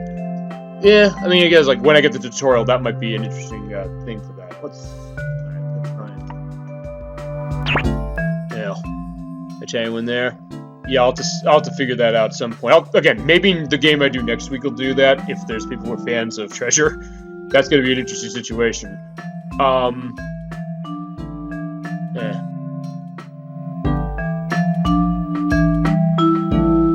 You know what? Let's look at the tutorial now, honestly. Just go into that. Because again, you get a lot of options as far as what the tutorial is. Again, interesting as far as introductions as far as how the game works, notations and all that, rook movements, pawn movements, piece value, all that stuff. Who starts, what en passant is. Like, you're mentioning en passant. Chad was mentioning en passant. Let's take a look at that. Yeah, so we've seen with it's and there. Okay, here's Titus the Fox, by the way. That's over here in the right. When you turn the game on first, again, because of the video cutouts, I can't actually show this to you. He does this kind of howling, going, "Ooh!" It's very weird and creepy. I remember when I first turned this game on, I didn't notice that was going to be what it was, but I saw it, I was like, "Oh, okay, that's strange." But yeah, here he is. He's the one who's going to be giving me help as far as my chess skills, because clearly I need it. En passant, by the way, is his first move. Pawn can advance 2 squares. If so, the enemy camp reserves in this position. Okay, hold on. Is that... Okay, no, go back. Alright, I need to use the analog stick for this. En passant, as we've seen that with his first move, pawn can advance 2 squares. If so, the enemy camp reserves the right to capture that pawn with another as if it had moved only 1, known as capturing en passant. In this position, white pawn in the starting square can advance to 2 squares. Pawn from d2 to d4. Black enemy pawn on c4 can then do a capture for the white pawn en passant and then move to d3 as if it had stopped on d3. Alright, so they show how it works. And give you an idea of like what en passant is French for in passing, yes. And boom, there you go. And now he's gone. Take note, the enemy pawn can only be taken this way immediately after the pawn has advanced 2 squares. Essel has the right to do so, and you can never postpone taking this to later in the game. After black's move, pawn goes from g7 to g5. White has 2 ways of doing an en passant take if it so wishes. either with H pawn or with F pawn. Immediately, if white wants to take, he has to do so immediately after black's move. One or even several moves later, it'd be too late to use this. So there he goes, and then with that, then I can take him that way. Or that way. Basically what they do is they demo it for you, and they do then give you the option to actually do it yourself. In fact, I think they'll do that now. Your turn, here we go. White has just played a pawn from d2 to d4. Black can then do an up-and-on capture, so play this move. Alright, so white played this, so I can do it this way. Well done. There we go. Pawn on d4 is captured.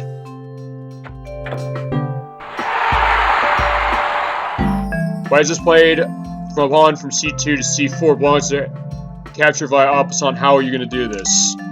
So at this point, they're then telling you, like, okay, now that they demonstrate, okay, do this, then they give you a scenario and they set that up, and then they tell you, okay, how do you have to do it? In this case, it's going to be right here. Does a human win at least one game? Or if you do a wrong move, they'll show that way. Okay, no, I gotta go this way, you're right, because I was going backwards. See, I'm working usually from the perspective of playing white. And that's the end of the lesson. And some of the other ones, they'll go into that, including, like, okay, how about this? Let's do, like, beginnings. Fool's Mate. Quickest check. Oh, this one. Oh, yeah, I know this one. Black mates in 2 moves. Go from F3, E5. Move from F3, E5. Then G4, QH4, and checkmate. Design defeat is due to the tragic weakening of the E1H4 diagonal. Right there, and boom, the queen comes down, and yeah, you're done. Yeah, at least I haven't lost that way. There's something to be said about that. Sometimes they'll just show you how it works, but then there's other things, like Scholar's Mate. Probably the most famous checkmate there is. Move E4 and then E5. QH5, NC6. QH5 is a poor move, as the queen can easily be repulsed. So there. BC4 and F6. White is then threatening QX F7 mate. QX F7 mate disaster here. Black will fall into the trap, and yet with the defensive move of 3G6, Black could have pushed back for QX F7 mate. Or could have pushed back. No, let's see. Scroll down. The premature attack and benefited from the queen's emergence, developed and gained a tempo. Alright. There's other strategies as well as double checking, discover check, pins, forks, specific mate concepts, smother mate, Bowden's mate, Pillsbury mate, and a lot of different endings, including square rules, king, bishop, knight against kings, and here's the other thing that's pretty interesting. They actually give you analyses from specific games. And some of them are actually running of the engine of this game. The one that say Titus Victor, that basically is running the engine of this from Virtual Chess on the PC, or Virtual Chess 2 on the PC, which ran the same engine as this, and then seeing how they play. But then they also have, like, Grandmaster games here, including Lasker Bauer in Amsterdam in 1889, Bodavinic, Capablanca, Avro, 1938, and actually here's one, Spassky, Tal, and Talon, 1973, amongst a couple of 3 queen sacrifices. Let's take a look at one of these, at least, to showcase what this is. Alright, here we go. Spassky, Tal, Talon, 1973.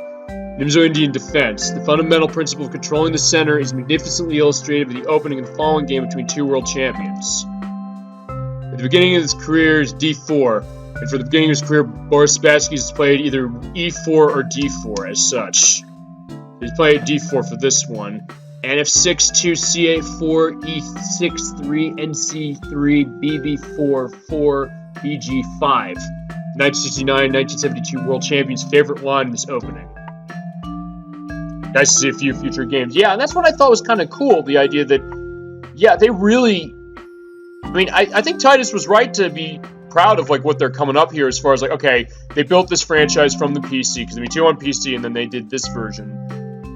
initially starting on the same engine that they had built for those, and then kind of doing little changes to it, and then seeing like, okay, they want to look and see about, it's not necessarily just explaining how the game works and various things for that, and then giving you stuff for that, but also like, let's do analyses of actual games. Okay, H6, 5, BH4, C5 is a classic attack on the center by a queen's side pawn.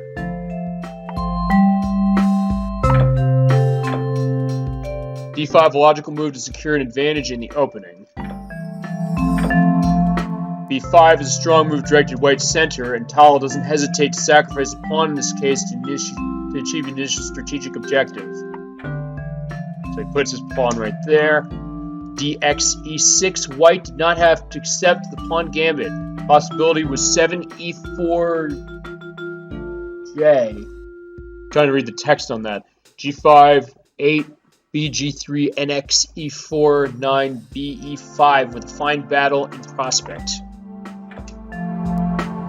FX, E6, CX, B5, D5, and they'll have it. Return for sacrifice pawn, black is a good center.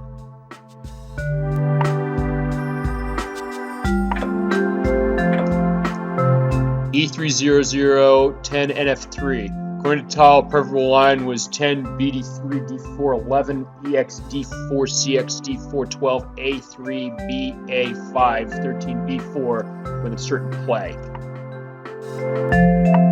Yeah, I think it's E4, not J. Exclamation means good move. Okay. Yeah, it's like the way the text is laid out is kind of weird for this. And playing this, because I'm playing this on an HD TV. I've never played this game actually on this unit before. So it's kind of weird looking at the text the way it's coming off. QA5, exclamation point, releases the knight F6 from the pin and threatens 11 in E4. BX F6 is then practically forced on this. 6 QD2 question. This natural move of mistake which will exploit to the full. By the Tal exploit the full. White should have perhaps attempted 12 RC1 exclamation question X QX A2 13 RC2 A6 14, resulting in equal play. Yeah, okay, now I'm seeing why people make a career out of this and why there's definitely more of a logic as far as all this. Because like, yeah, looking at this, I'm like, just reading this off, it's like, yeah, it's like I'm reading like a serial code off of like doing like stocking or inventorying or something.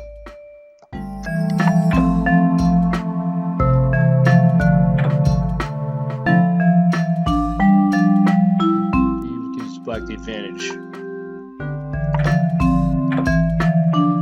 NC6 having gained the center, black develops. I think future games are too advanced for 99% of the players. True enough, but I like the idea again that they're putting it in. It's the idea that clearly Titus, when they were developing this again, going back to the 2 on the PC and then this one, there's like, we really want to look as far as this, and even at the time when this game came out, this is what I was meaning when I was mentioning a couple weeks ago when I was saying like I'm going to do this game, is that this is pretty advanced as far as the idea of most of the chess games. Like, okay, we have a board here, you can play a game, sure. I mean, programming chess to do what it's going about and developing an AI system, sure, that's the basic, you got that. But they clearly want to go further than that, and in a way, it's almost like a bit of a, I guess, virtual history of chess to that. I can imagine, I don't know if there's rather see general strategic concepts. Again, there are for some of the other things as far as the other tutorial stuff that's going along to this. We'll play through the whole of this game, and then we'll go to some other stuff in tutorial and play another game, perhaps. With the opponent, no chance whatsoever. After 15, CXD4, NXD4, NXD4, CXD4, PC5. Spassky could have resisted.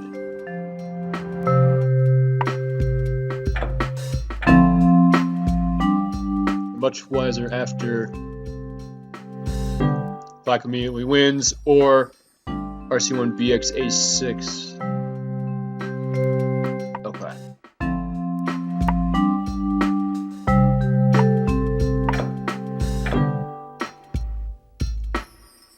It was incorrect because of QX C6, and all black pieces are under threat now.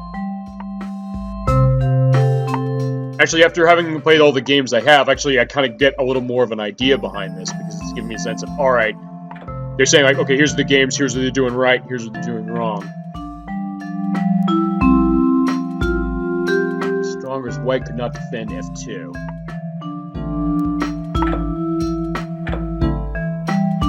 I see the only move or white regains this piece.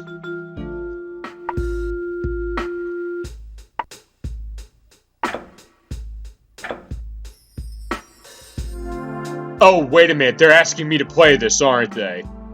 RC2, QA4, 24QB3, your turn. What happens if white plays 24 RFC1 instead of 24 QB3? Okay, never mind. I guess they're not asking me to do this. I was like, are they going to ask me to do this? They know there's some that might do that, I think. Oh, they are. Shit, they are asking me to do this. Okay. Alright, let's see here. If white plays 24 RFC1 instead of 24 QB3. Alright, let me see this.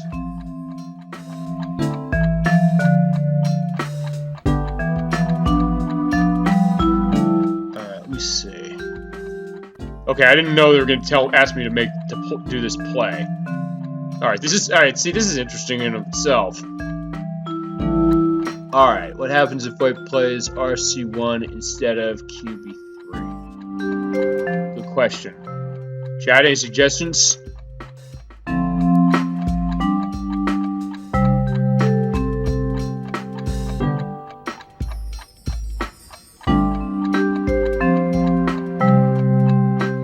Bishop sack on F2, okay. Okay. Alright, so let me see that. Hold on, hold on, who am I playing? Okay, I just want to, oh shit, I hit B on it, never mind. Okay, so I'm gonna have to skip back through this. Loses rook and trade. Alright, hang on. I'm gonna have to skip through this. I forgot hitting the B button goes back to the menu. So we're gonna have to watch this all again, but I'll try that when I get back to that. Okay, that I didn't know. I didn't know they're actually gonna ask me to play this game. Or at least say, like, okay, pay attention to everything that's going along, seeing where these things are, or where all the moves are going. And that way, I do appreciate that, again, as I said, as far as this game, is that in that way, that's how it's kind of teaching you, in the sense that, alright, it's giving you these world-famous games, and then saying, like, alright, what are you doing in this case? It's almost like, I know there are a lot of, like, sports games. I know, like, some of the Maddens, like NBA 2K, where they'll give you, like, legend mode or something, where they'll put you in famous games, say, like, okay, play it to try and avoid what actually happens. And again, teaching the concept of, like, how it's your guys are saying, as far as Chad is saying, giving more of a strategic concept to what this is. And again, I really do like that. Again, thinking about it this way, it's like, this is a pretty hardcore game as far as them thinking, like, we're going to put this chess game out for Nintendo 64 when people are buying stuff like Banjo-Kazooie and Mario 64 and GoldenEye and things like that, and saying, yeah, this is the kind of game we're going to go about. Okay, it's bishop takes pawn check, then rook takes rook takes rook, queen takes rook, black's up for the exchange. Alright, when I get back to that... Okay, we're back here. Here we go.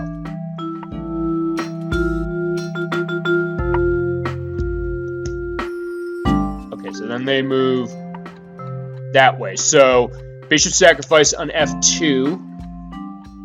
Let's see. Loses rook in trade. Okay, so I think I have to go here. Leave white pieces alone is not... Okay, whoa, I'm black. Alright. Okay, well in that case I'm glad they did that. Okay, so you're saying then put a sacrifice on F2. And then check. Alright. QF5, gaining the precious tempo on the rook.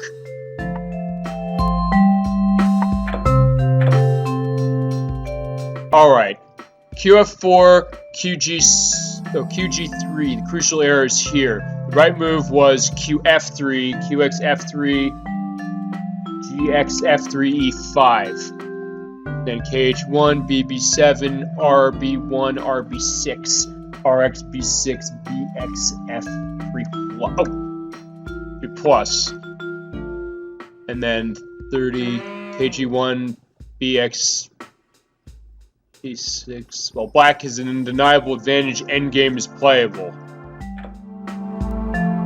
QF5, gaining precious tempo on the rook. Yeah, it's kind of what you're saying it was, seems like. Winning yet again.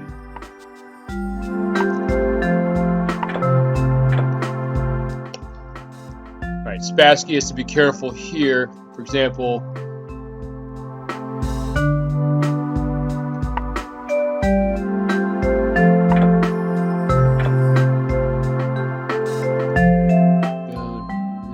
then it's a win, result in black winning.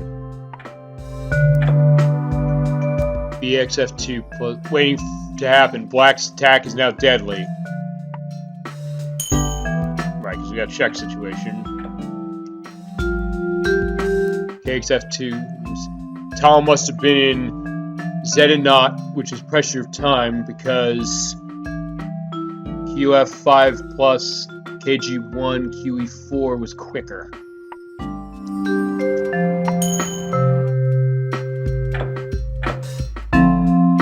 K1 QE5. Oh, here we go. Your turn. What happens if white plays KF2 instead of KF1? Alright, so... Okay, hold on. Who's moving? Okay, no, it's... Okay, it is black. Alright. So, let's see.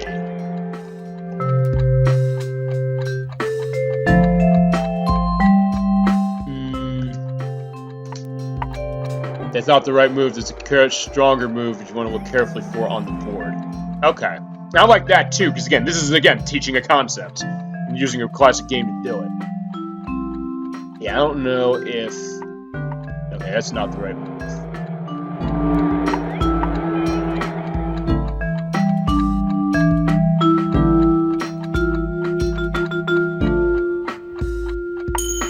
Oh, there you go. Yeah, move my rook over here. Brilliant.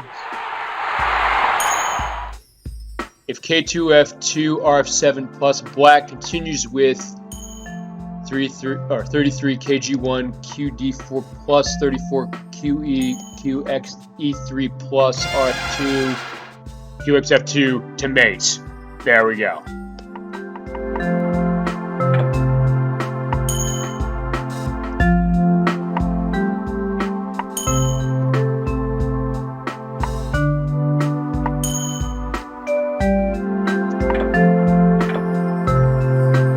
BB7 tall corrects his lack of precision and the game is over.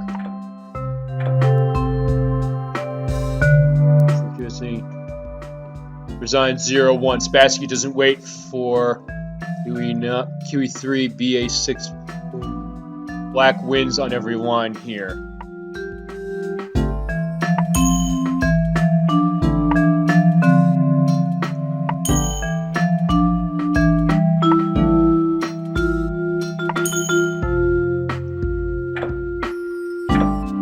That's the end of the lesson. So that's the game. All right. So again, it's like they give you the games for that in order to get a sense of like how some of these things would work.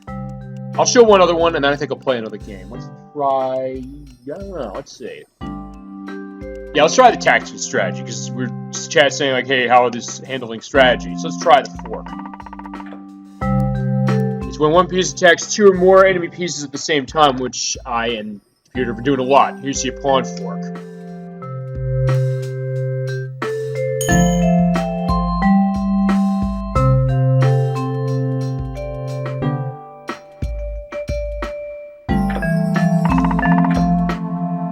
Knight fork right here.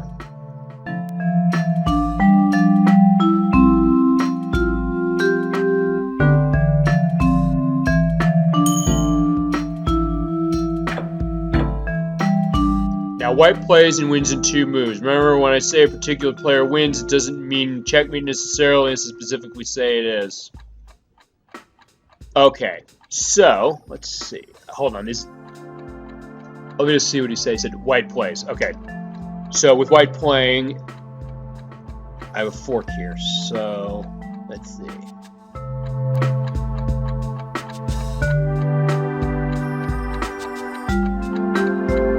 Wait, it is white playing, yes? Yes, it is. Okay.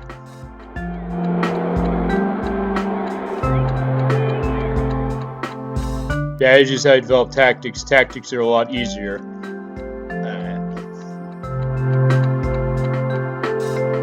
Saying, well, not win with this. Well done. Okay, so Black King is forced to move a5 here. Play a winning move.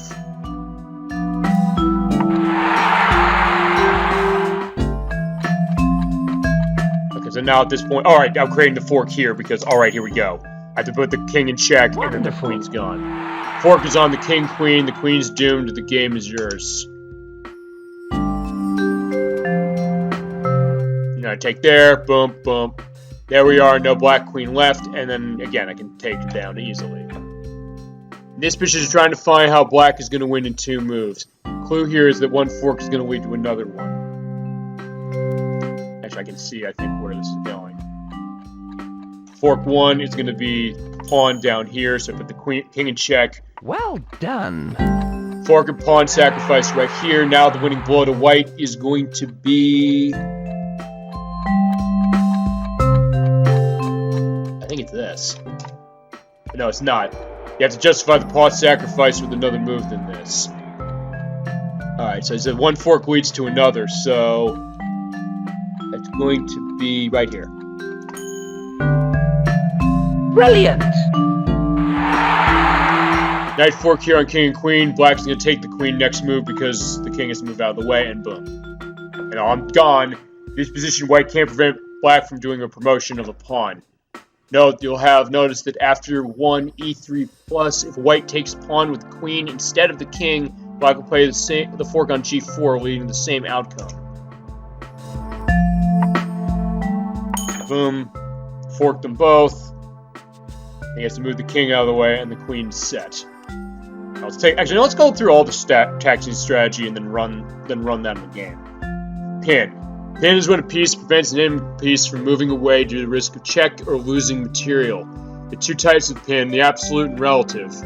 Absolute is when a piece is pinned in front of the king and therefore can't move away.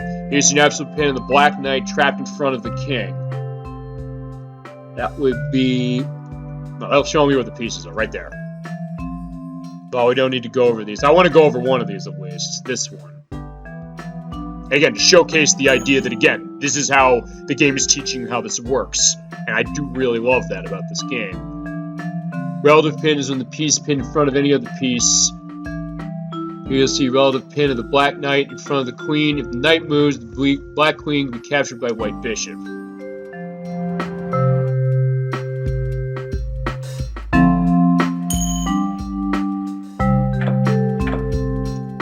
White plays and mates in 1 move. What is it? It's not bad.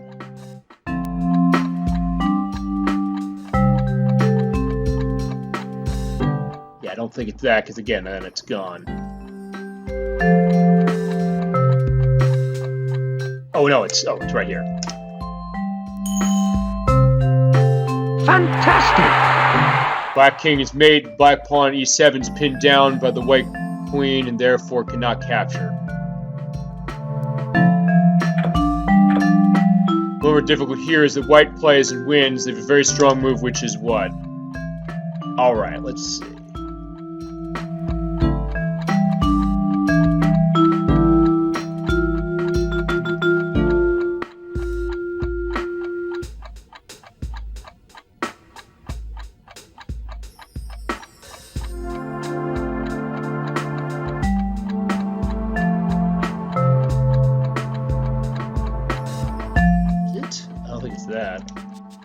Try it. No, I think that move is simply make you lose material. Okay, so exactly. And I love the fact of how he's giving the feedback on that. He's saying like, all right, make a move because A, it's not strong enough, or you lose material. So he goes into specifics, and I do really like that actually. So basically, come up with a move that's going to do that, where I'm not going to be losing material on the back of it.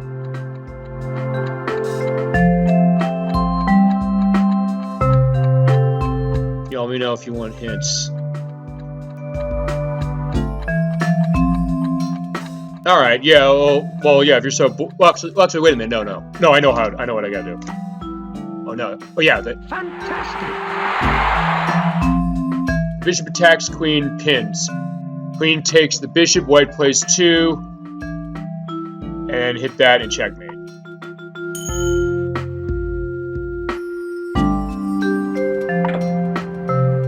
The only sequence you may have spotted, though it's not as strong, which is...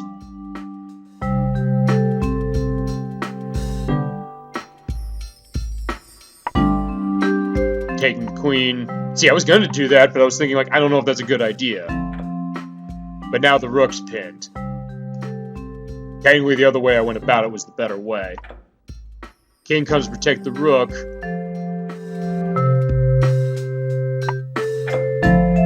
But the white rook also attacks the black, which is still pinned and captured next move.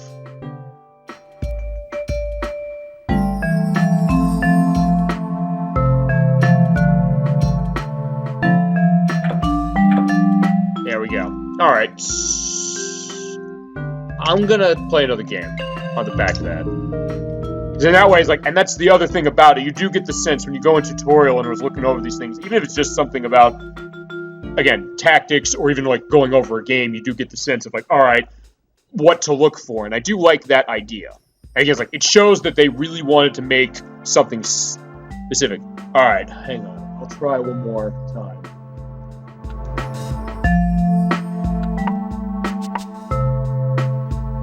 At this point, I also have to pay attention to what I'm doing. 2 here must die. Well, I'll take him. I'll take him out eventually.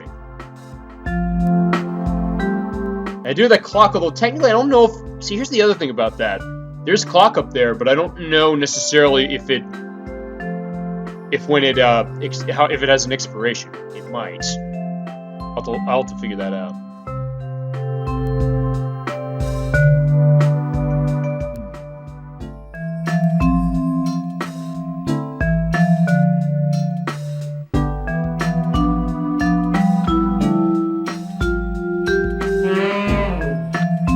The clock does nothing. Yeah, I don't know. I mean, I haven't played this game in a while, so I'm not sure that. Okay, yeah, that's where I gotta be careful.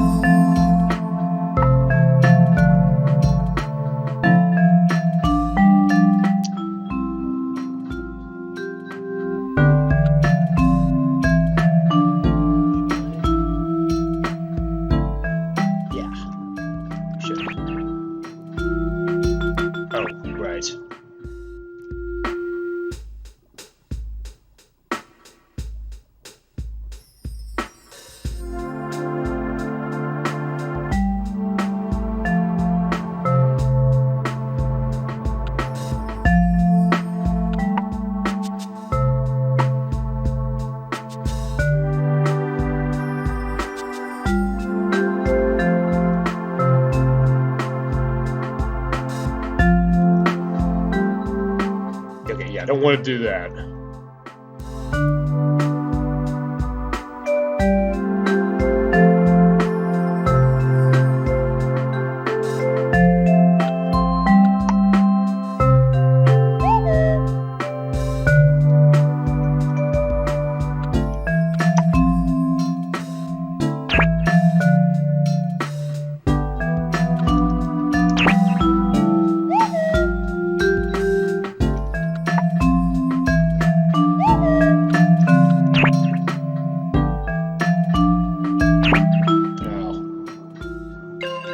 I'm gonna start one more time.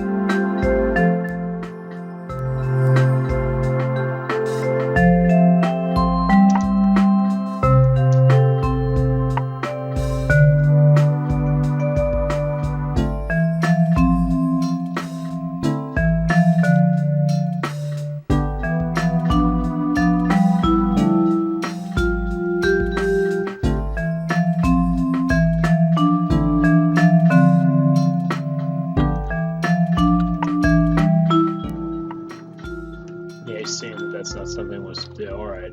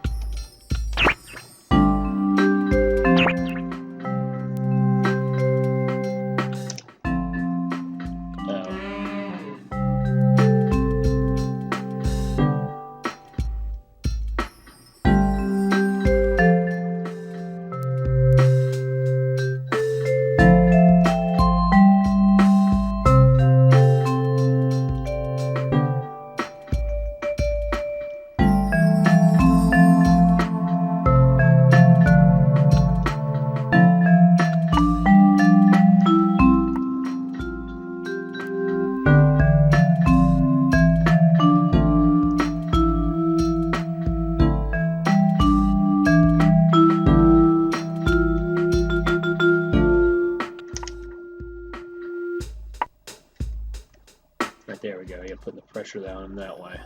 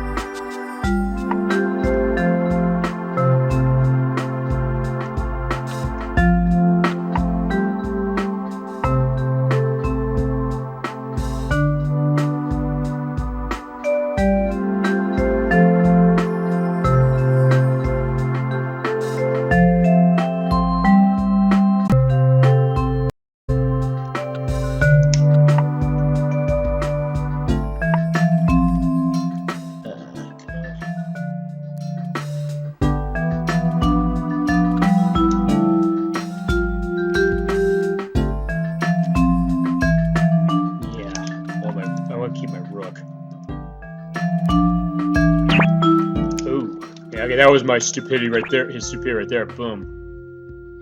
Yeah, that's fine. Boom, boom. There we go. Alright, we're in good shape. Getting in better shape anyway. Let's see. Actually, yo, perfect. Check. Alright, now... Alright, I've got an opening, so I gotta figure to take...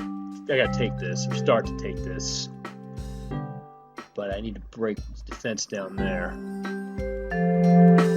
Honestly, I think my knight's gonna be the best option for this. Well, sort of.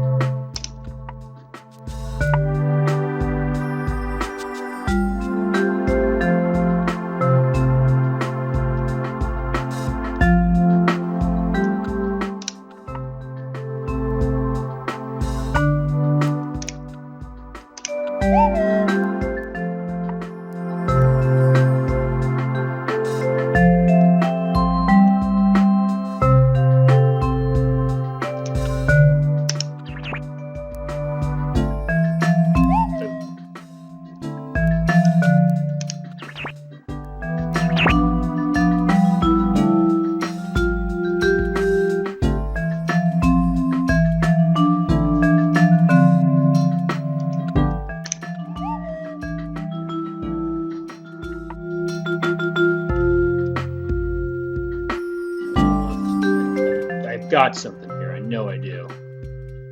I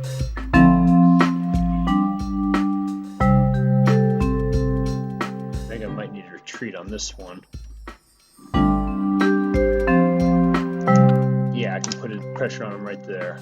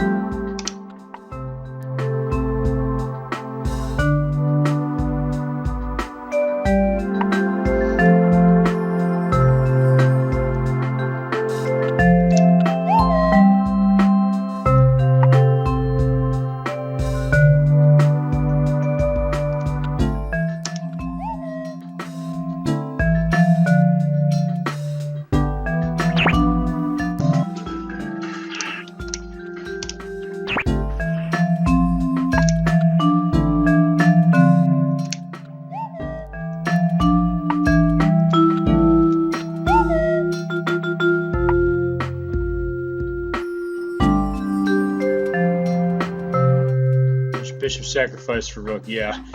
Yeah, that was definitely a good move, for sure.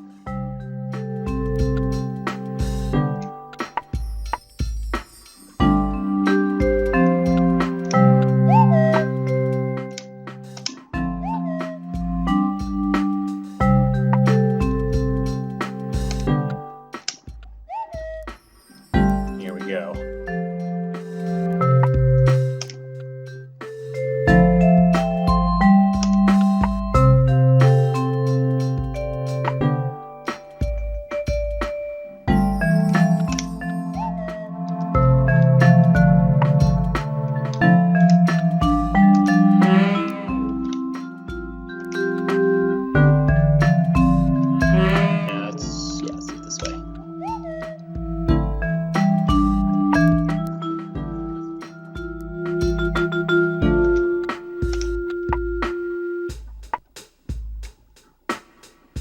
Don't want to go with the basics. You know, I want to go backwards. Yeah, that's not a good move. I gotta keep pressure on him.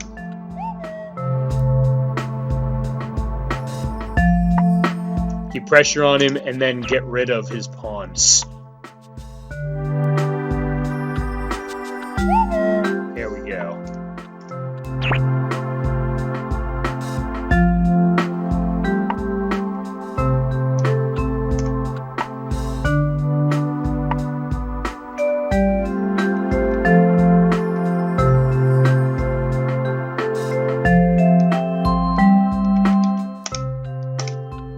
I got a promotion, and I can pick other pieces, though. Okay, there's a weird thing. I'm using D-pad for this. Apparently, you need the analog stick in order for this to even work, which is shocking. I was like, why is that? Oh, he's gonna take. I guess I can feasibly put another queen down, but it's not really going to make much of a difference. All right, may as well. Oh shit! I didn't mean to do that. Back. Wait, what happened? Wait, where'd it go? My queen just disappeared. Completely.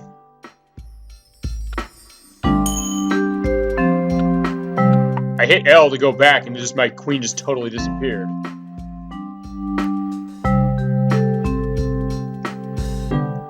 Wait, what's happening? Is the game not working anymore? Hang on a second.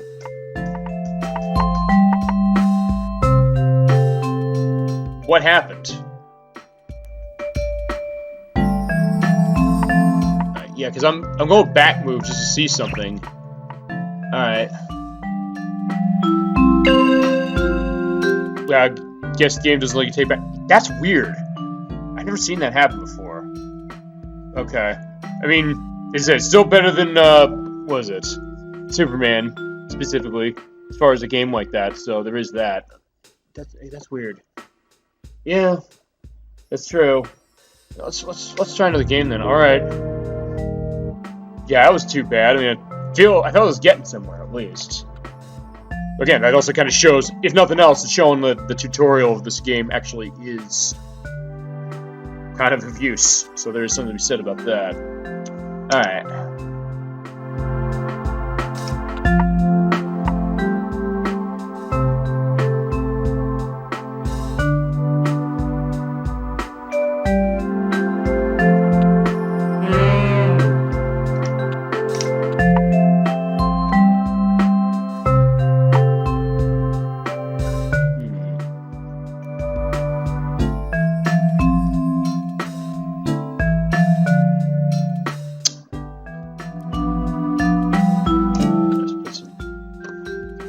On him there.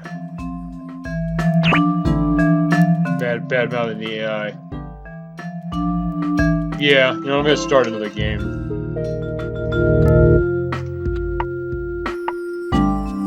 You mean the fact that it is predictable? I mean, again, I'm on the low difficulty, so I think that makes sense as to why. But still.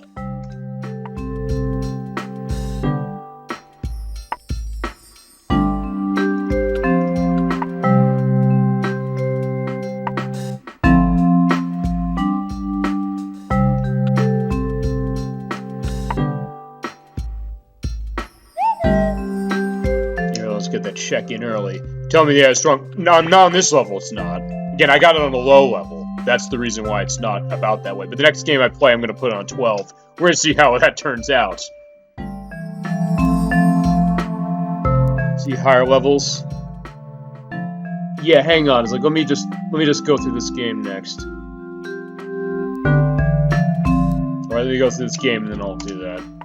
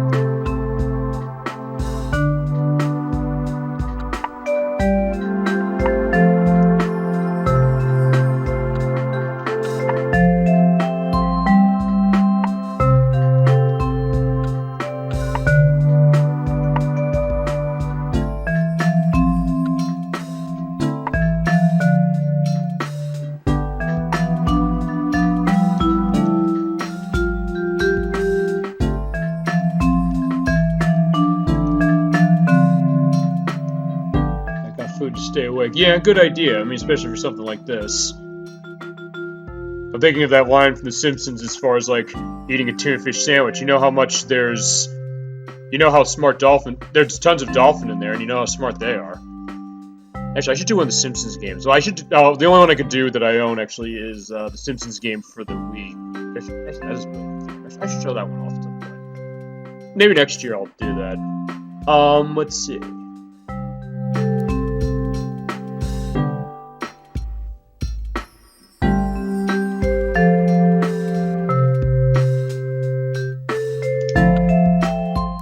Just gotta put pressure on his rook that way.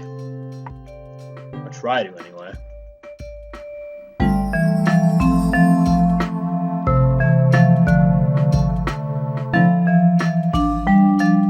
Okay.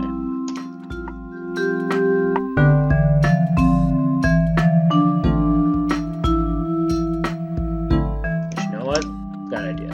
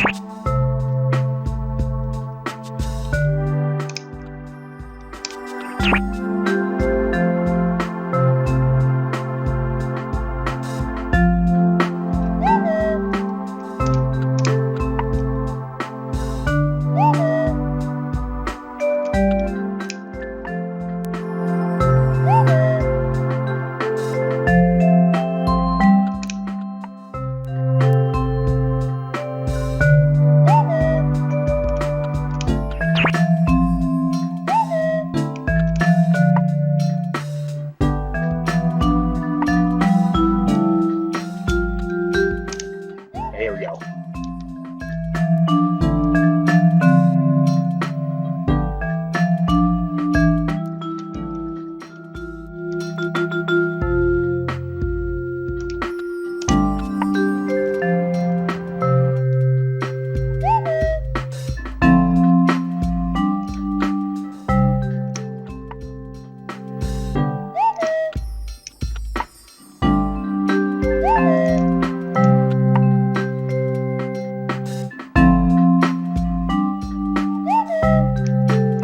Wrong one. I meant to move over here. There we go. Oh, I see. I see his plan. Oh. But...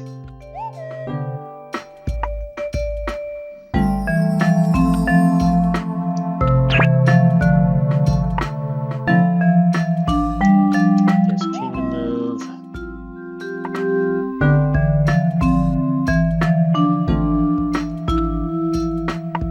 Got his other bishop pinned down. I know he's trying to do from.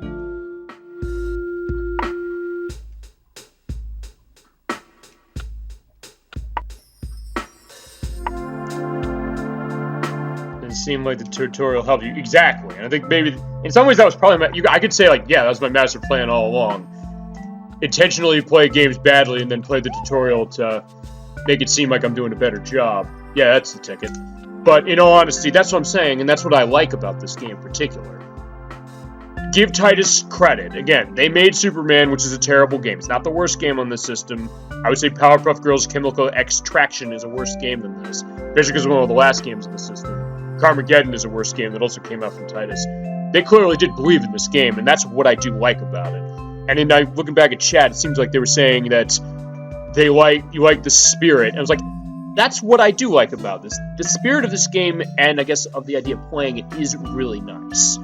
And there's, again, like, you're right, the idea of the tutorial, because what's the benefit really of a tutorial of like any game? It's like, you go there and you play it when you first get a sense that, oh yeah, I want to understand this. But now in this game, it's like, oh yeah, I'm not doing so well, let me go in here, try some other things, and look at it. So you're kind of taking it from a different perspective, and that way it's a really good idea, like, how to understand this game a bit more, which is very interesting. There's definitely a lot of little intricate aspects to it. I think I almost got him. I think I've got him on the run, potentially.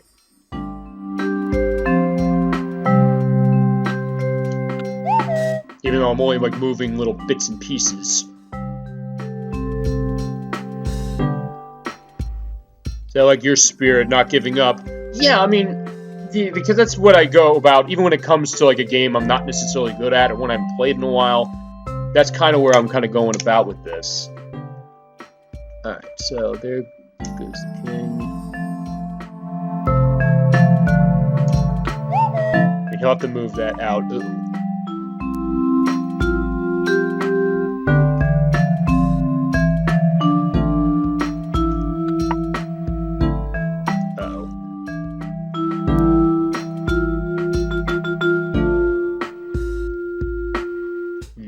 Actually, I might have made it bad on myself. You know, let's try that one more time. Then move back. Okay, so it only lets you move back a couple. Oh, I see. That's what happened then. It only lets you move back about 3. So it's not like, oh yeah, I can. Point is, I can't cheese the concept of this. So there's something to be said about that. Oh, right. But in that case, oh, I see. So in that case, all right. So it does, again, make it so that I have to kind of play this. But all right.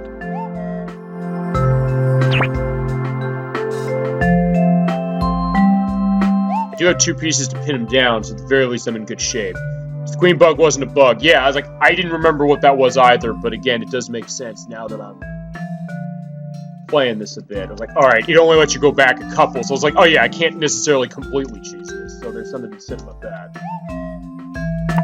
Yeah, I just need him in the corner a bit, and then I can take care of him.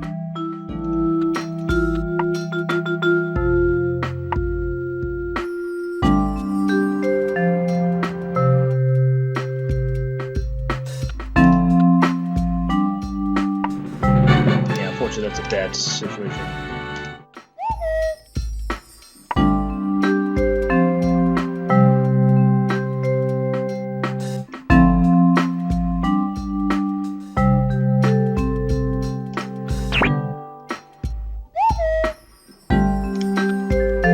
This is actually pretty evenly matched now. Alright, the king isn't checking to do that. Okay. Alright, I think I'm gonna lose my queen then.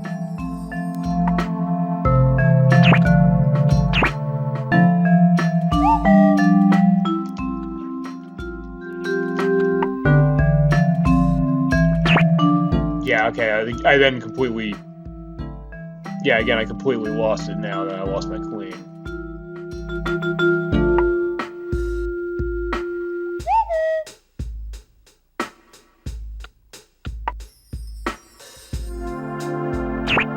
Yeah, that's it.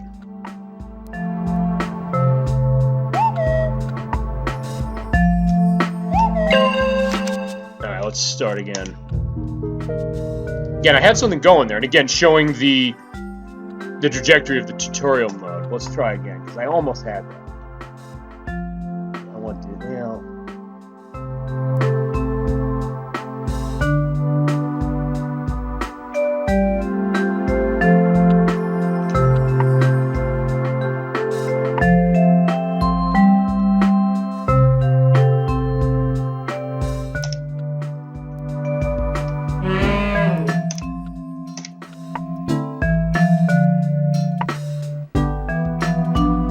And again, before I close this, I definitely am going to be playing one game at 12 just to see how it is.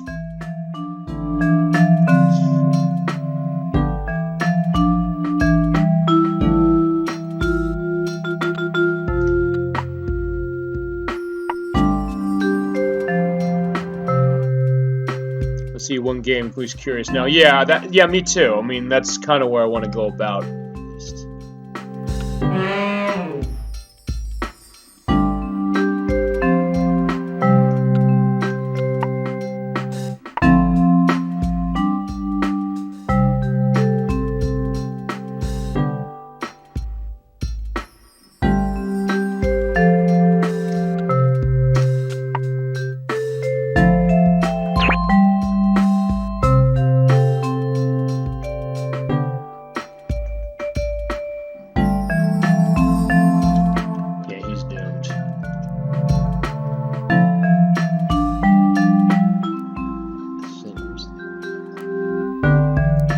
this point, I'm basically just trading pieces. I don't have a choice.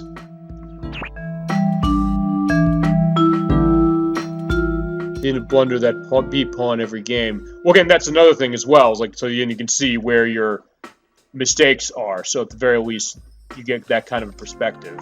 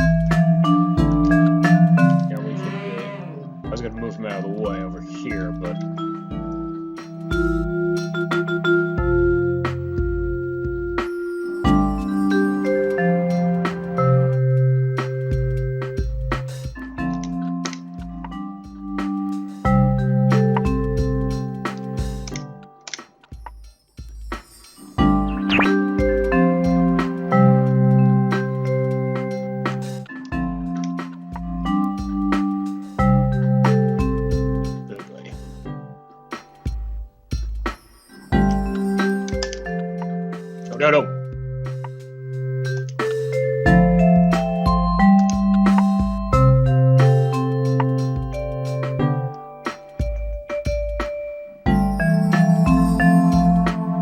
King Sage is greatly improved. That wasn't covered in the tutorial, which is, but again, like, that is interesting. The idea of, like, I think there might be something in tutorial about that. I'll look before I quit out, but that, again, it's weird. The way and I think if nothing else, this is kind of giving me perspective, like, okay, how do I play generally? I mean, honestly, I'm not necessarily being that aggressive with most of the games. Trying, like, a couple maybe I tried, but that didn't seem like that was working. But I mean, as I said, there's not everything. This tutorial doesn't cover everything about it, but again, it does have a good spread, which is something to be said about that. Actually, hey, there you go. Again, I was like, yeah, maybe not much of a reason to do that, but at least get him out of the way potentially.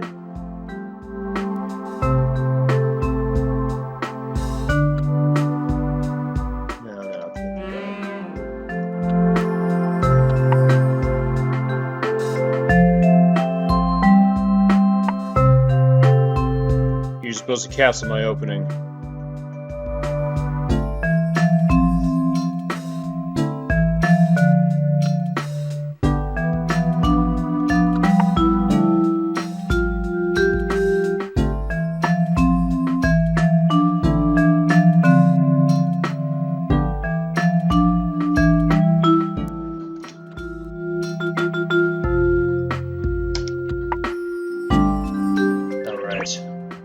Leaving the king in the middle of the board is usually bad. Yeah, I mean, generally speaking, the way I play, I'm going to go back a little bit, too. Usually the way I play, I try to focus on castling as soon as I can, generally speaking. But there are times I haven't been doing that, so... Again, it sometimes varies on when I'm going to do it. Keep that there, because that holds pressure on... It holds pressure there. But again, he's still got pressure on me for that.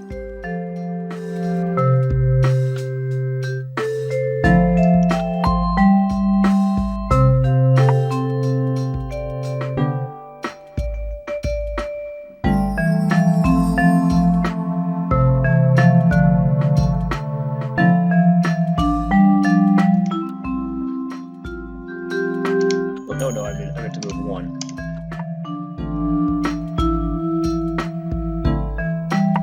Yeah, it seems like I got him on a loop. Just so I can get my rook out of the way.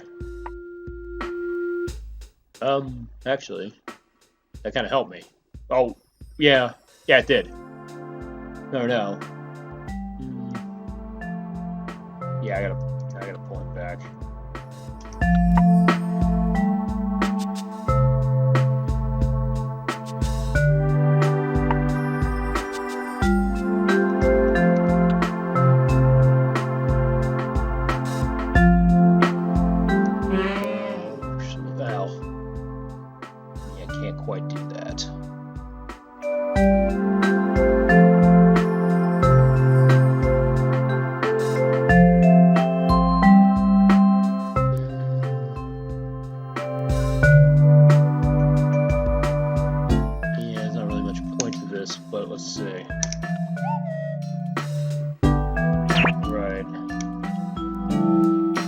Yeah, but I was hoping to have my rook there, but unfortunately he got it pinned down by at night.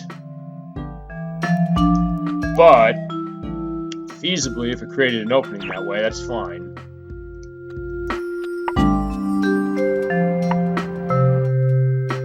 So actually, this might have been beneficial.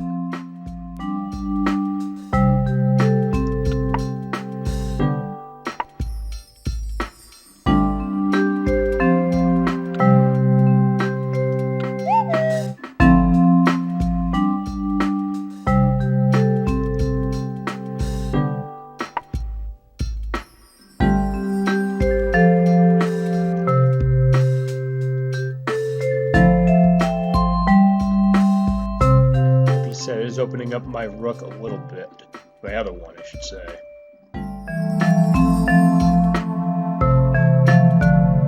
Actually, I got an idea.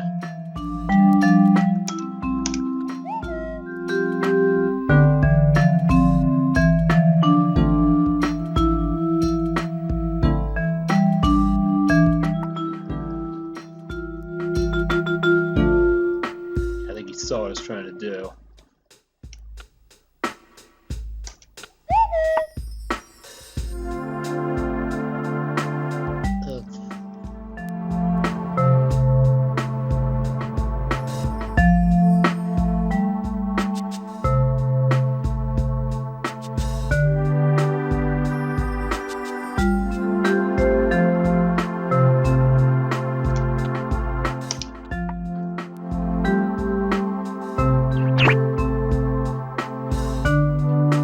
That's fine.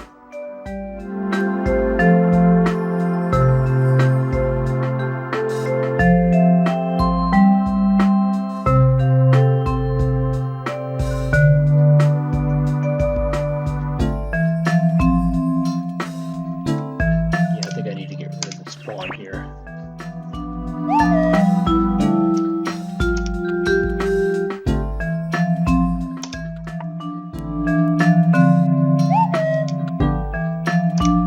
That got him moving.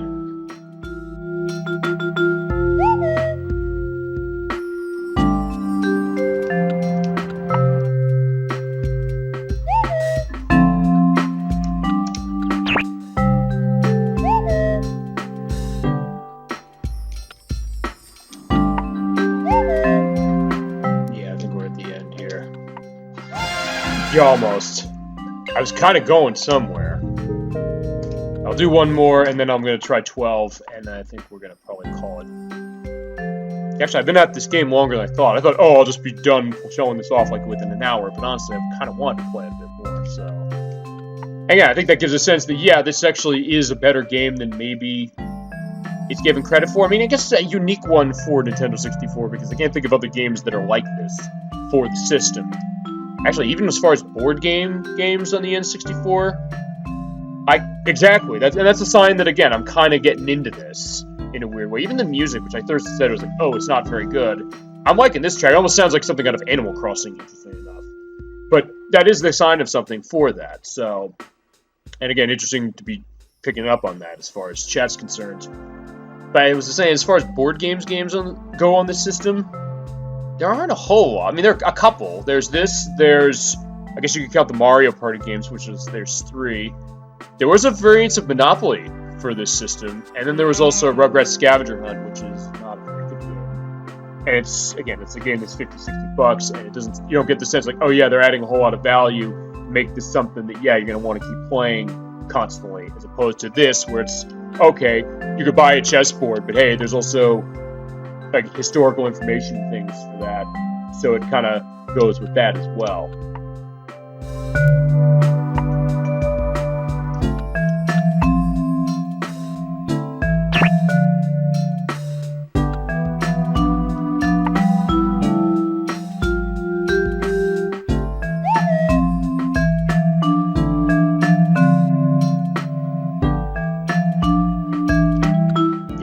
I'll get a second.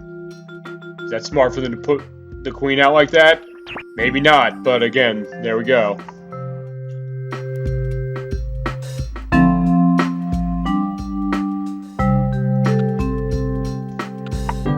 Queen Sacrifice? I guess so. I mean, again, like, that's the artificial stupidity. I mean, I probably assume it is anytime I'm able to get their queen out of the way that quickly. But in that case, that also means the other thing I gotta keep track of, which is... Yeah, blunder count 1 for this one. I mean, again, keep track of, yeah. Because I guess, here's the thing. Even though I'm on the easiest difficulty for now, we are able to see, like, the patterns here. I mean, maybe get that from chess anyway, just because of the way it's set up. But just seeing, like, alright, if even run into a situation where the queen's getting taken like that, the idea is like, okay, you'll focus on promoting to try and get it back. So I just have to focus on that in particular this time. Also taking care of his knights, which seems like the ones that are always the trouble here. And then we'll play 12. I'm curious how 12 is going to operate. I don't know if I've actually ever played it on 12.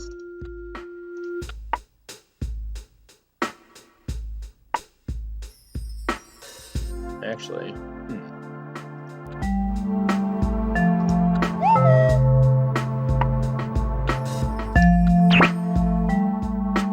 That's probably number 2 for the count, isn't it?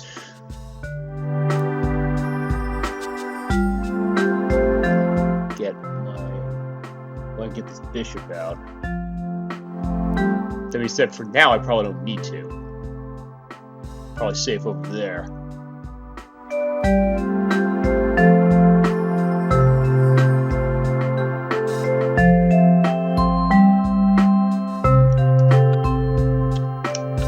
Again, this is probably gonna be too obvious. Let's now.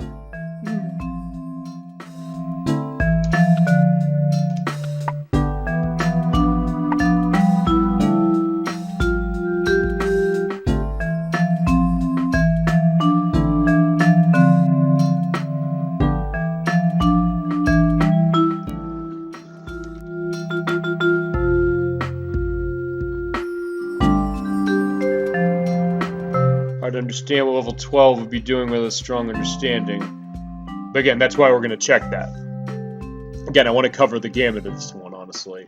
And actually, feasibly, here's the thing. If I ever want to do chess again, I might actually put this game in again at some point. Because there's definitely a lot I can show off still. And actually, as far as chess games are concerned, I think this is the only one I've got. At least as far as consoles concerned.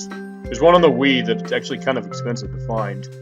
I think Chessmaster's reported a bunch of plays. It's meant to be 1800. Well, we'll find out, and I'll definitely look forward to showing that.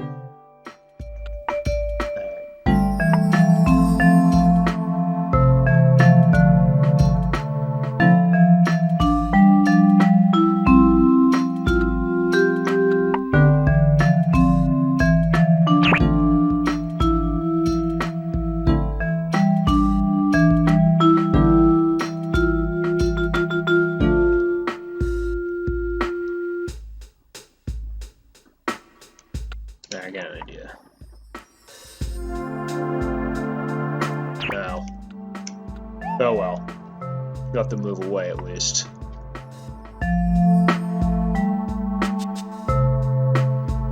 And I just need to get my knight out of the way. Wait, no, don't want to do that.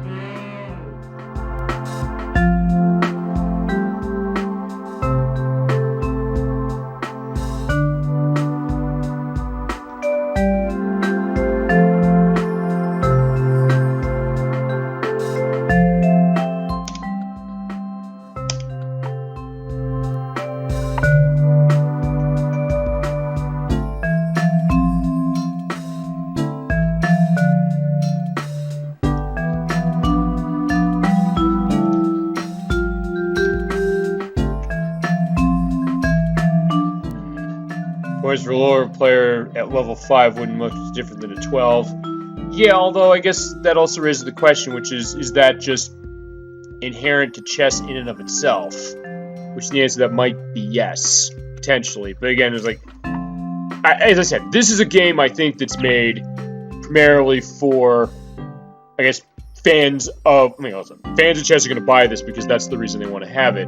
But I think, I think that's kind of the brilliance of it when you think of, well, weird brilliance, I guess, which is they're making this to focus for the people who love chess, who they know are going to buy it, while also, again, giving enough of a tutorial for people who don't understand it specifically. I mean, I think it's probably, maybe when you think about it, the idea of Probably something that adults probably would have played on this system, despite its E rating, and then say, all right, I have kids. Show them how the game works on top of that as well. But that's, I mean, in that case, like, then potentially they learn how that works. It's like, hey, what the difference of the difficulties are. And technically, I've only jumped with 3. The 2 beginner levels and level 1. I mean, I guess technically it's not showing much. Well, okay. I can tell where the difference is only because of the fact that the bottom 2 show the artificial stupidity concept, because it's not on any of the other ones. So in that case, that does make sense. Alright, let's see.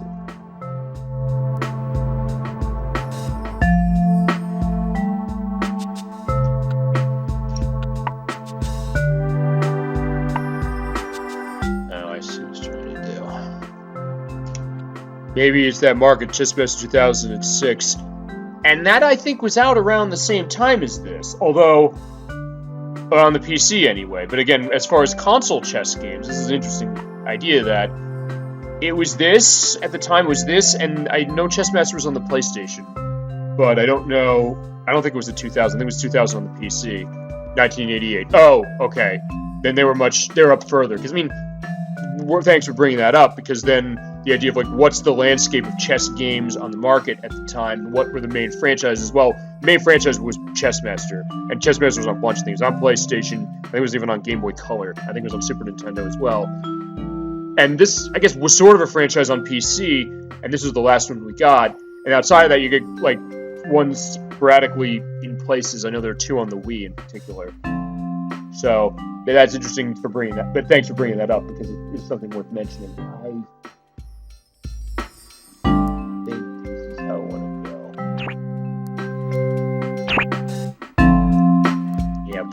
Yeah, except it's going to be putting my rook in trouble.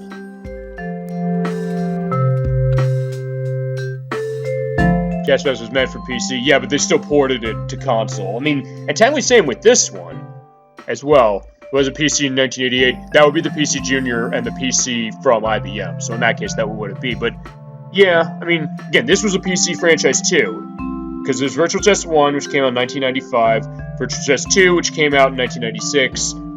Then this one, which was delayed a couple of times, they initially called it Virtual Chess 2 as well. They rebranded it, because this is totally different from that one, by the way. So then they said, all right, we're just going to put the 64 at the back of it, and then it got delayed a couple of times, and then it was, I think, June of 1998 when it finally released.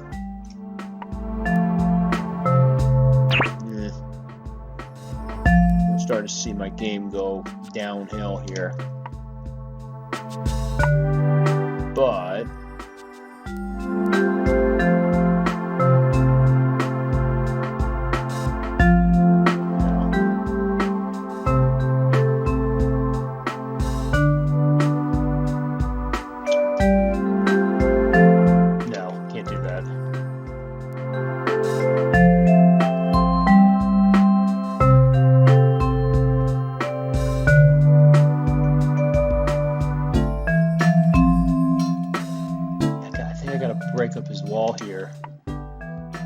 even if it means losing pawn for that, I gotta get that out of the way.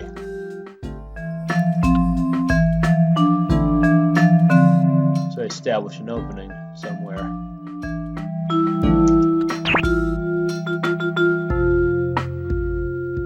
Except, yeah, and I can't.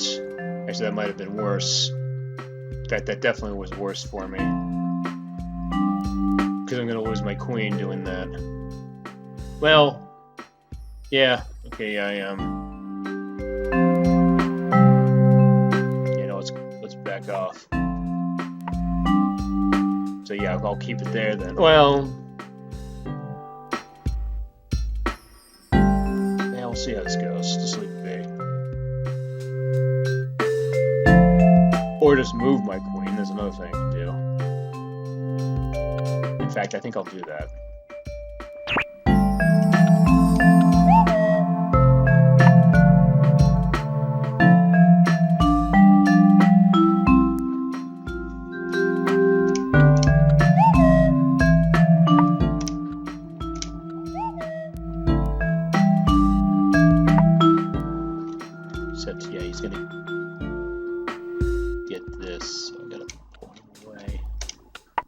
shit, can't do that.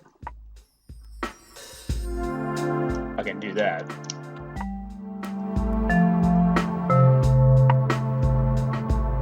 Here we go.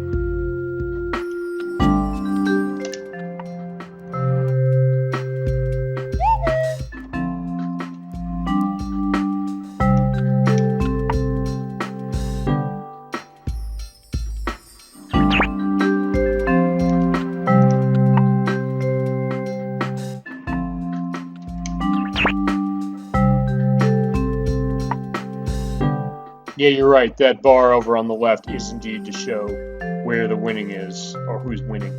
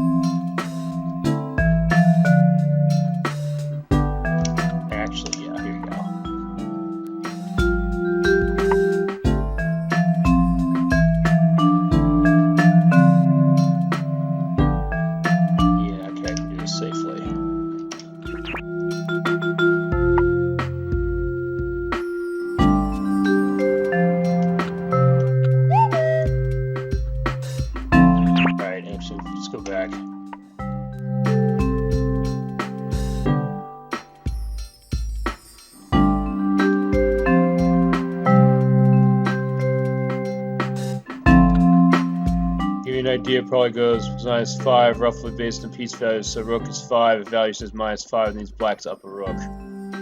Yeah.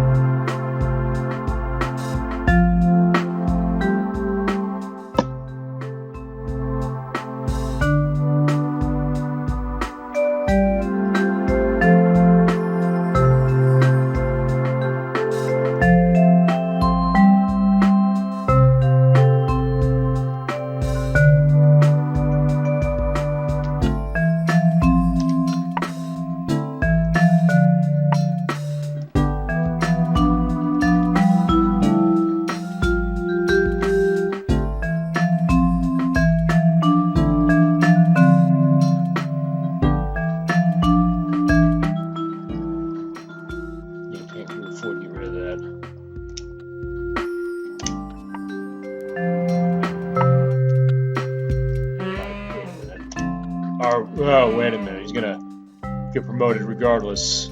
Well, actually, oh, yeah. Yeah, he is. Okay.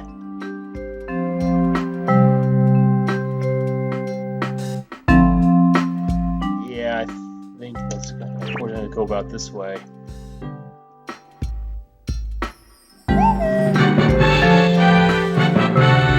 Black blundered. By not replacing with Queen.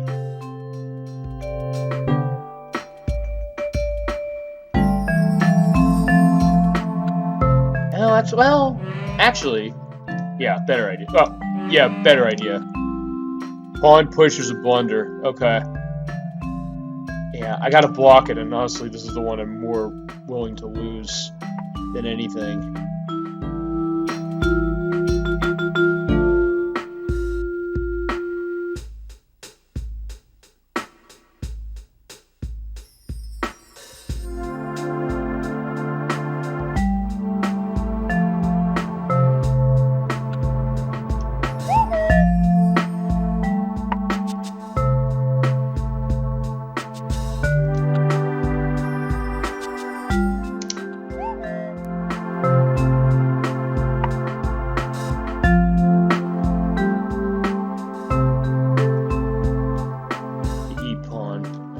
Oh, I see. You're saying we made a mistake. Gotcha. Okay.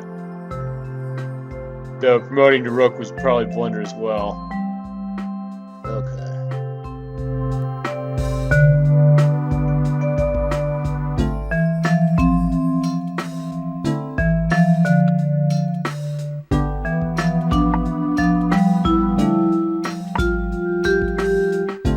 Yeah, I see what he's doing.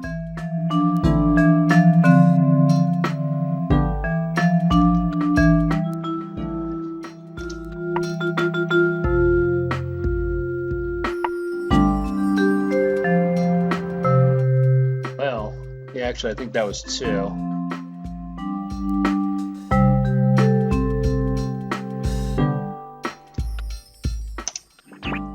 That wasn't even what I was trying to do, but...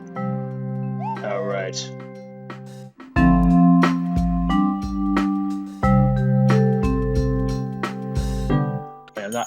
I'm not checkmate? Okay, I'm surprised. Oh, unless...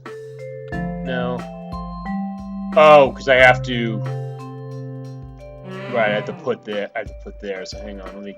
I don't think I'm going to win anyway, but again, I'm almost... I'm trying for something there. Or, you know what? Well, I guess you know what, let's do this.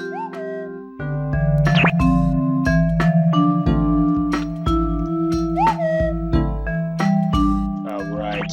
Yeah, it's always have to sacrifice Queen. I have to, or I shouldn't? That's sacrifice. Yeah, that I didn't notice. Let's try. Yeah, I don't think I'm gonna win this, honestly. Yeah, again, look at me. I'm kind of at. I don't think I can possibly win from here.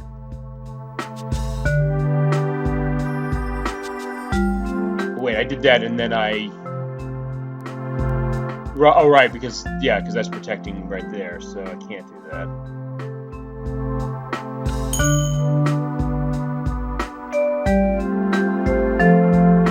Hold on, am I? Let's go back, hang on. Because it looked like wait a second, my queen was in... I think I need to use that as a... after G1 move. This is a losing position.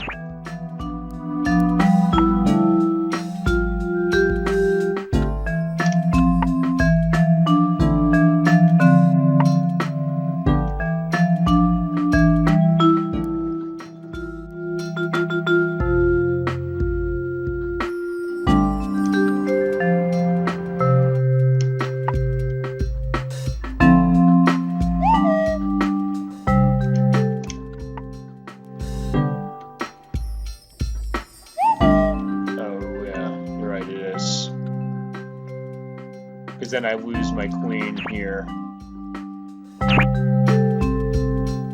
Then again, his rook is gone, but we'll see.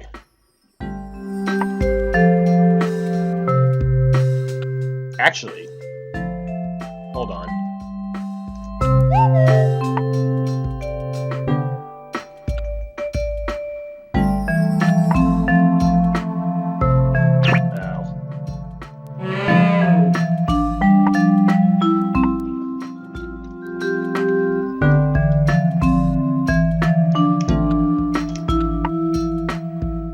skills. Oh, he takes it anyway. Okay, I didn't even notice that was open.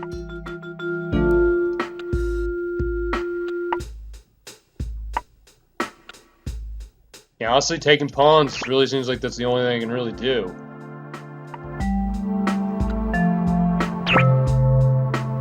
Oh no, okay, that's why. I was like, alright, yeah, I didn't notice that one.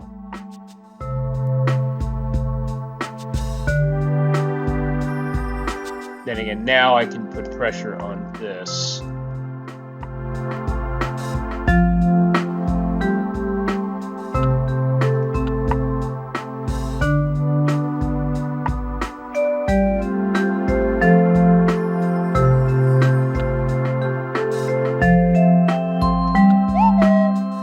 Because it'll put the knight back. Or maybe not. Okay, that'll do that, never mind. It's weird, because sometimes I'm making moves and not necessarily looking and seeing, like, well, yeah, putting myself in danger, which always is a problem if you're not doing that in chess. I know that. Yeah, do it anyway. Alright, again, like that. I was thinking, like, wait a second, I gotta take care of him. I was like, wait a minute.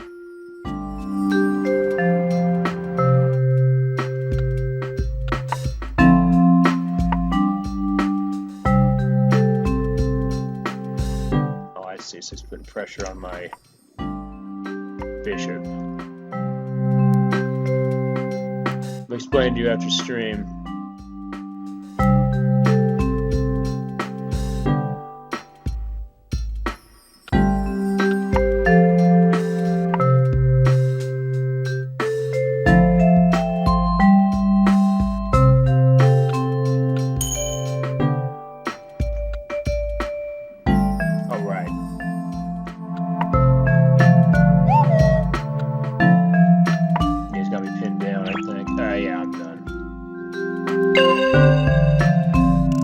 We're gonna try 12. We're gonna see how this works. I'm not gonna really. And then, alright, let's see. Is 12 on? Let's make sure 12 is on. Let's have a look at 12, and we'll see what goes on to that next. Oh, I see. All right. So, here. This actually makes me realize something. Yeah, 12. You have clock. The clock actually does something. Well, it's part of it at least.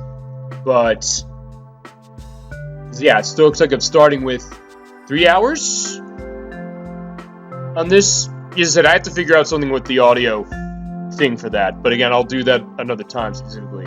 Yeah, so okay, so that's part of it. It gives you 3 hours as opposed to the other one where it's like it's just for show. I guess it's just to show how long you're playing. Whereas the other ones, but also they're not gonna make dumb decisions like they were before. But let's take a look and see what happens.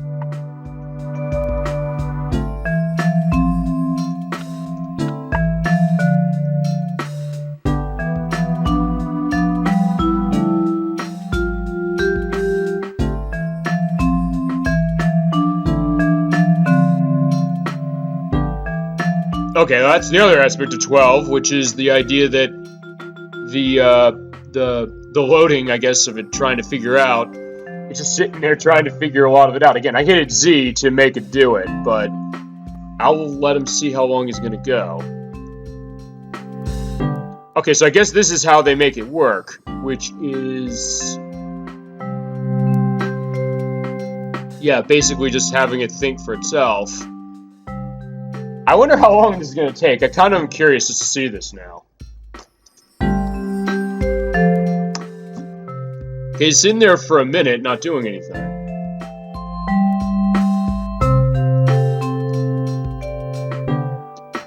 More than a minute. All right.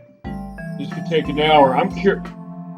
Well, we'll see. I'll let it go for a few minutes just to see what we're doing. But again, it's like, I've actually never played on the 12 difficulty before, so I want to see how it's going. We're going to put this engine to the test.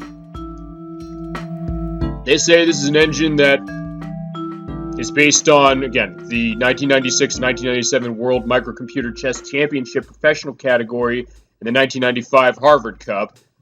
So, I mean, again, think about chess engines back in the mid to, I guess, sort of mid-90s, late 90s, I guess, sort of. And just see, like, all right, yeah, taking this while to kind of calculate, yeah, everything I could be doing.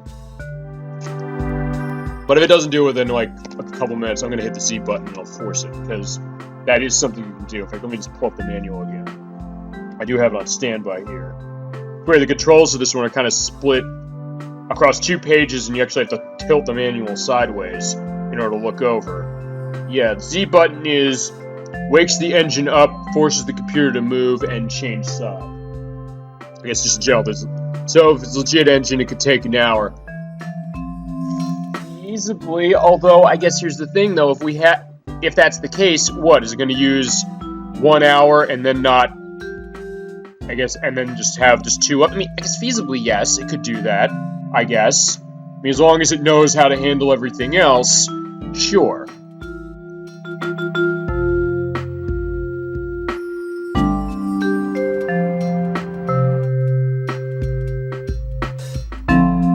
Again, I'll wait for like till it gets to 2:55, so it'll have had 5 minutes, and we'll see how it goes. But again, this is kind of interesting, and again, that's what I mean. I may as well, while we're going through this, while waiting for this to go, I gotta say, I kind of like that I picked to play this game this week. I used to play on Coffee House Beginner on a computer and did 30-minute games because the computer's waiting so long to take. Is that why? I mean, that would make sense, I guess, to that. I guess also when it's going about itself. But yeah, as I was saying, I kind of like the idea that I played this, and it kind of got me to realize that this is maybe a better game than I was giving it credit for. I mean, I always liked this game for what it had to offer as far as chess aspects, the ideas of how it handles the game, generally speaking, the tutorial especially. It takes time to calculate moves, so expect 5 minutes to move. Yeah, but I mean, I kind of like, again, pulling this game out again. I haven't played this actually in years, so to kind of see that idea of what this is doing, I kind of appreciate this more, especially now in retrospect, especially for when this came out. But again, you're right. I guess in this aspect, it's like, yeah, it's taken a lot. I mean, I guess in this way, it's like it's loading on a cartridge, although it's because it's trying to calculate a move on, I guess, an 1800 potentially level. I mean, we'll have to see how that's going to go. Or I can just say screw it and hit the Z button, which again I will probably do in a few minutes. Again, I'm just curious just to watch this, and that way I'm kind of glad I came back to this one. And again, it is a Nintendo 64 game that I'm pretty sure most people have not seen, let alone played. And because of the tightest connection, people are thinking, "Ooh, I want to stay away from this one." Well, is it low for okay? 18's low for a computer, 100's low for a computer, but is it by the standards of 1998? Because I'm not necessarily aware of what I guess how ratings worked back then, or it's like were engines that advanced. All right, so yeah, it's more than 5 minutes. It's Z button. Okay, sure. All right, so it took that long for it to try and figure that, but let's just see. Again, I'm curious to see how this goes. And again, I probably should say taking 5 minutes for moves if that's the case, but yeah, it is going to take this long, pretty much. All right, so I'm going to have to keep hitting the Z pretty much to let it go. 1998, it was around 2,500. Okay. Yeah, again, I don't know how that is. I would be curious, because here's the thing I'm wondering. I would think there'd be someone who would probably be able to find the people who made this game and try and see and design the engine and see what, I guess, how that would rank today. Watch video sent for more details. Okay. Yeah, I'll have to look into that. But again, I'd like to see about this with this game. All right, let's see. Yeah, all right, so, okay, so I guess just to preface that, it seems like, yeah, basically it's going to be taking forever to make moves, pretty much. Although then again, if I'm doing stupid things, the question is it necessarily going to recognize them doing something stupid and act on that? In fact, well, actually, to be honest, okay, it kind of avoided the situation I was thinking. I was like, I was going to put my knight here just because I know that the queen would take it. But now that I'm in a situation where, again, he blocked it, actually made it a lot easier. Although then again, he can feasibly take my other one right there. In fact, let's hit the Z and see what happens. Alright, fine. That one took it. Okay.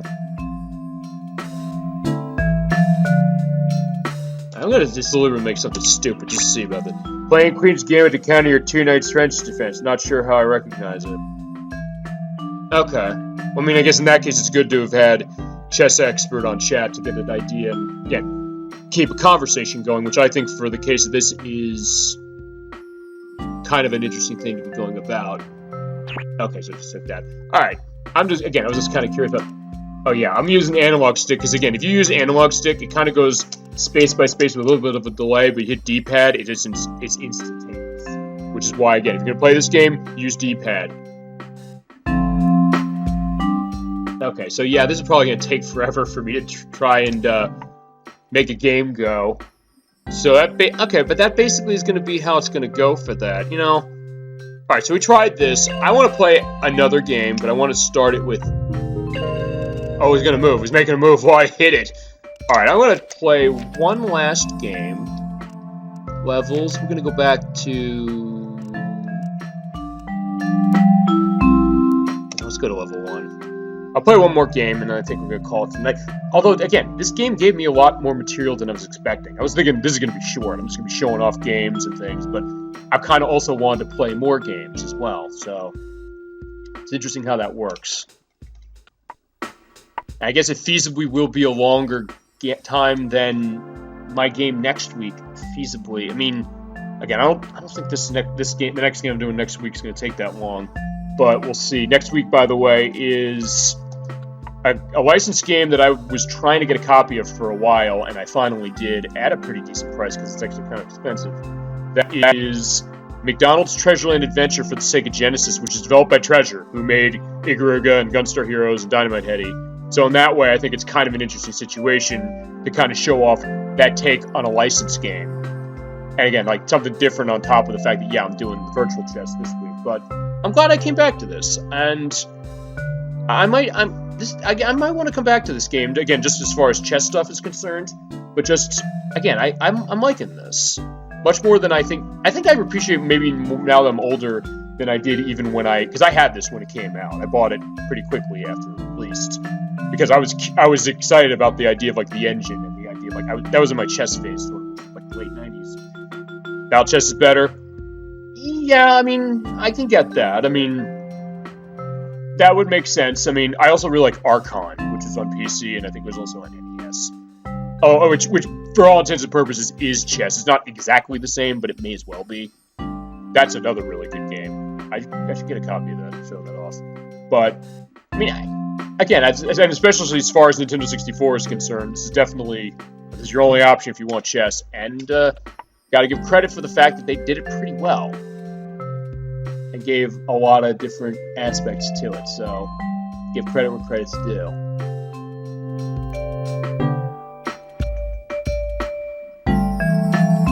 Put some pressure on him over here.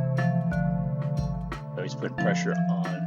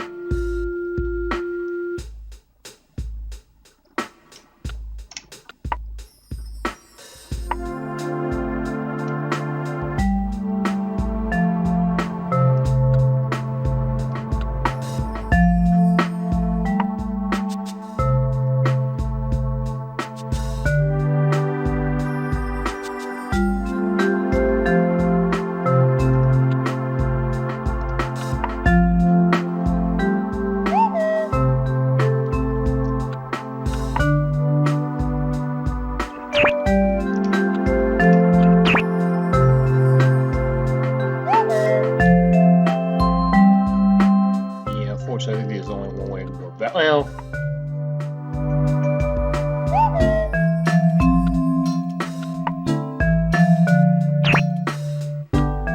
yeah, this is not going to turn out well. Alright, actually, you know what? Before I go, there is one thing on the tutorial I do want to look into a little bit more. We looked at games, we looked at, some of the ideas of strategies. We looked at... Actually, I don't think we really looked at the mate schemes. Actually, no, let's take a look at an ending. Let's take a look at... King and queen against king. King and 2 rooks against king. Because I was trying this way. I want to see about this, though. What should I have done? Okay. King plus 2 rooks against king. Checkmating here is easy, though. There are several ways of doing it. The method is always the same, which is drive the enemy king back into one of the sides of the board, and then after cutting off trajectory, do a checkmate that way. RB5, methods known as the lawnmower mate. White prevents the black king from playing beyond the 6th rank, and then with 2 rooks, white drives black king back onto the 8th rank and checkmates. Then KG6, RA6 plus KF7, 3RB7 plus KE8 for RA8 mate.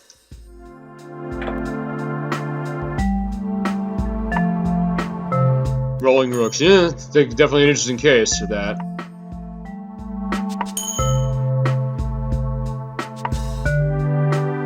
Oh yeah, I see what you're saying. And you got him. Okay.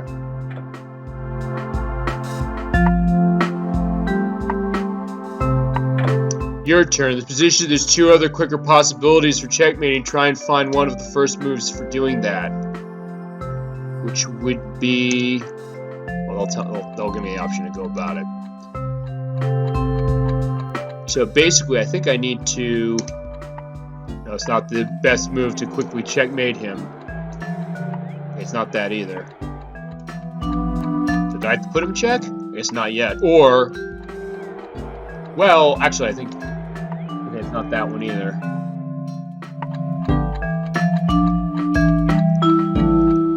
Okay, they do want me to check him. I was just gonna say, yeah. But I think I'd have to get him into that at some point, unless...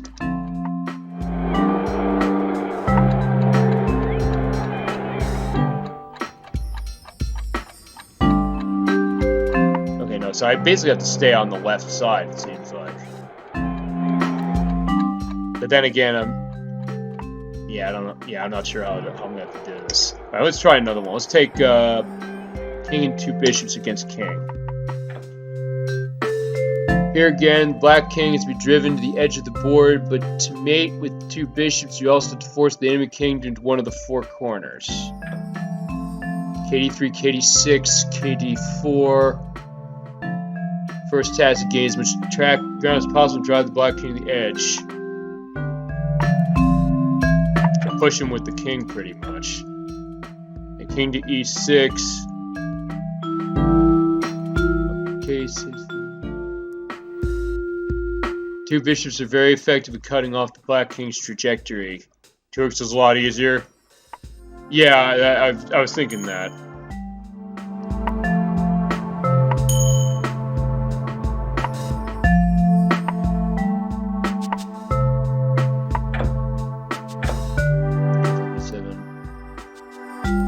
The king to go into a corner and then go there. King up, he's going there. And pull that, and then he's going to go up.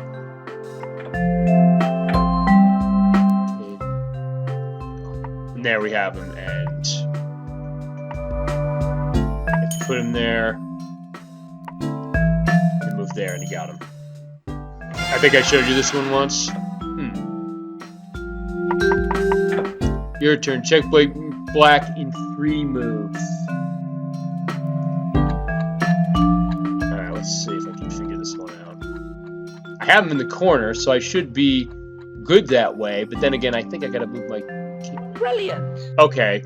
King to f7 opens the a1 h8 diagonal and controls square g8. Black has only 1 move here, which is king to h7. Oh, no. Oh, shit, I did that again. Alright. Yeah, again, I keep forgetting that hitting the B button cancels out. That's kind of annoying, in all honesty, because by, habit for stuff on any game on this system, B is usually like, oh, yeah, let me skip the text, but then I realized, oh, wait a minute, it goes back to the menu.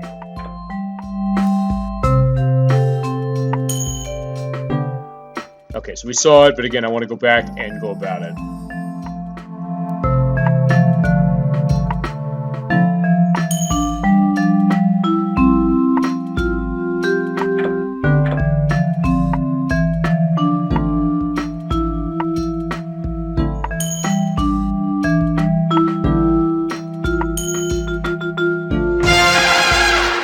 To give you mate in 3 instead of the full. Yeah, very true. Alright, so I moved this. Alright. Brilliant. Okay, what I meant to do was... Oh, wait. Put him down. Right. I was gonna... Yeah, I gotta make him go there. Okay, here we go. Perfect. Great. And then right here. Got him. There we go. Well done. Actually, yeah, I got that one a lot quicker. And again, maybe part of that was because I was like, all right, I know that the bishops are on the 2 different colors squares. So it's like, all right, pay attention to getting them going. The full one is 12. Okay. I don't know if they have the full one in here, although they have king push bishop knight against king. Actually, in that case, let's try the 2 rooks one again, because I think maybe what I was doing wrong is I should be moving the king, honestly.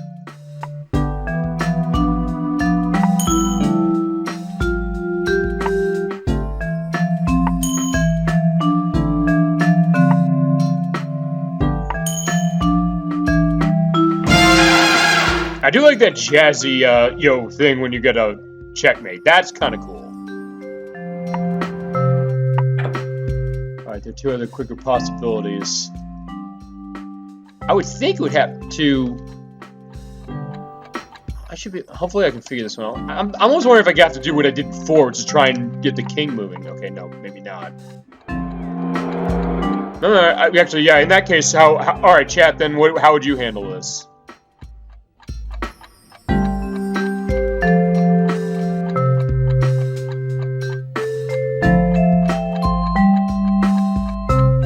Again, that's interesting the way they set this up, because they show you how to do it and they say, like, okay, do it better than that, which again makes you have to apply it a little more logically.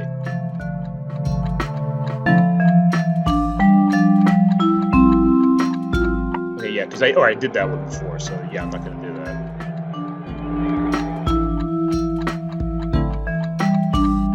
You need to cut off the king's escape route, which is, again, he can go downwards. But again, like, yeah, I can't necessarily... Wait, can I? I thought I tried it with the other one and it didn't take it. Yeah, I was gonna say, I tried that before and it didn't work, so... So yeah, the escape route is... down here, feasibly. But I guess the other... And again, my king is fine the way it is. At first I thought, oh, it's like the other one where, yeah, I have to get the king involved. It's like, yeah, he's so far away, it's not going to make much of a difference. So, let me try this.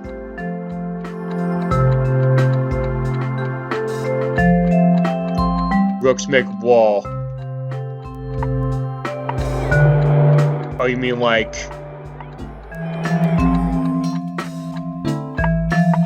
Yeah, that's what I'm trying to do, but...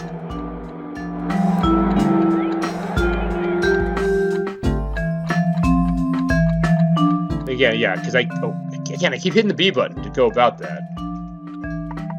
Alright, let me watch this a little better this time. Alright, so, yeah, because that's what they did.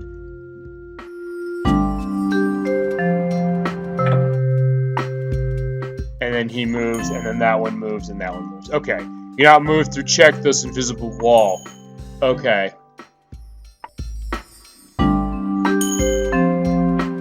Okay, so I think I was copying what they were doing, so now they're saying there's better than what I should be going about. So, alright, so that...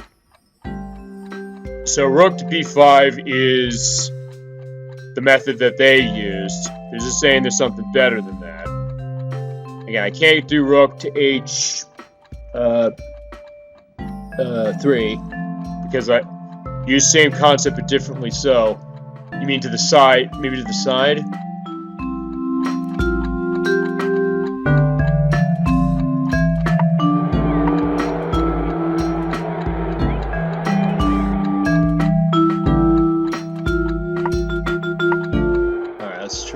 again.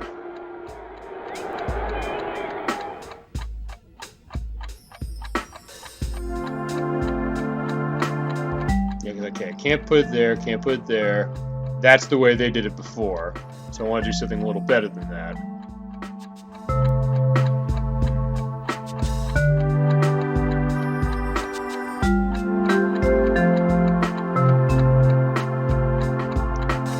Where's black most trap rank of file? Most trap probably in the corner. But yeah, I'm trying to get him moving. I'm trying to get him moving there. But yeah, it's like I can't put there because then feasibly then he can move downwards here or he can move over here. But again, he probably would move down that way if I did that. If I put that there, hence why they're saying no, don't do that. But then again, I put here, he could feasibly move down as well. So let me see. And maybe they're saying right here, but I don't think it's that either. Okay, no, I was gonna say, I was gonna try that to see what they're saying.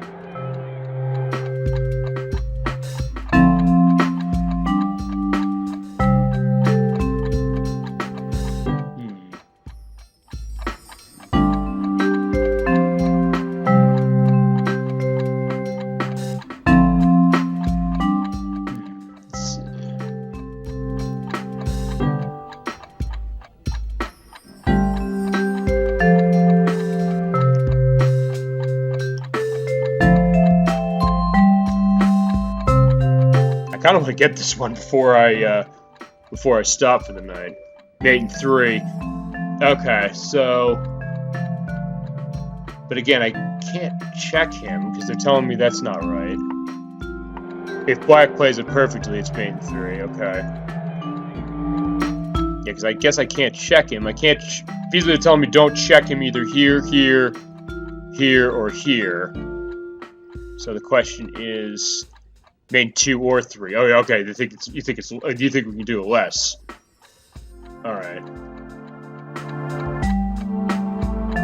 But again, like it's also again like the well, actually. Okay, I was gonna say no. Yeah, I can't go downwards.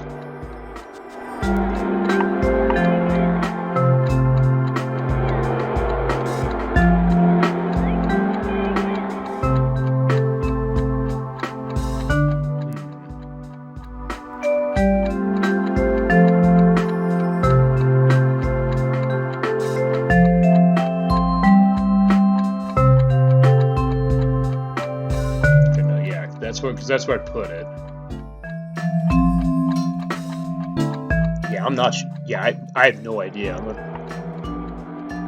It's weird. I almost want to try every space I can, but it's like, yeah, that's not the way this is supposed to go. I'm supposed to be able to determine it, be able to see where it's going, in particular with that. I mean, I guess in that case, yeah, I'll eventually get it. But I was like, yeah, that doesn't seem right.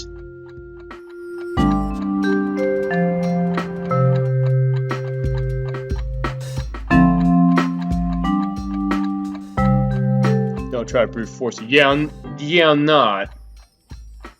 That's why I'm thinking, wait a minute, no, I don't want to do that.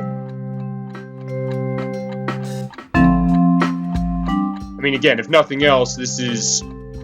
Yeah, exactly, I get that point. Again, if nothing else, this is also showing the idea is like, yeah, they want to teach you the concept. They want you to understand, like, alright, feasibly, my logic specifically is, you know, being able to go about this, and then go about it this way. Alright.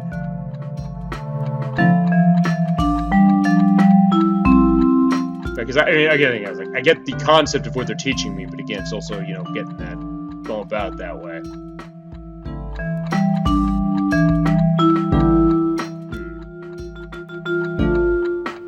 Hear me lecture. Chat. Well, you're you know, chatting. It's working. You know, that's how it's going about it. So you're not lecturing. It's like you're like it's like when I played other games. Like, oh yeah, I don't know what I'm doing here. It's like, oh, I played this game before. Do this. So I was like, yeah, sure, no problem. And this is more again like just kind of a showcase of this game in particular. And again, in this case, trying to understand the concept. At least, I mean, it's weird because I do get the concept. It's just that all right, they're saying there's a better way to do it. I'm like, Alright, what is it? Lemon juice. Ah, delicious. Let's see.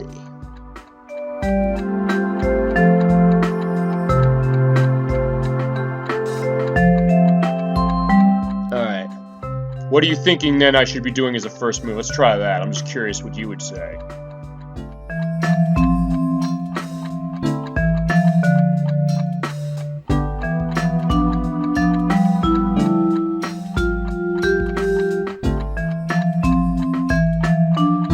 Do we?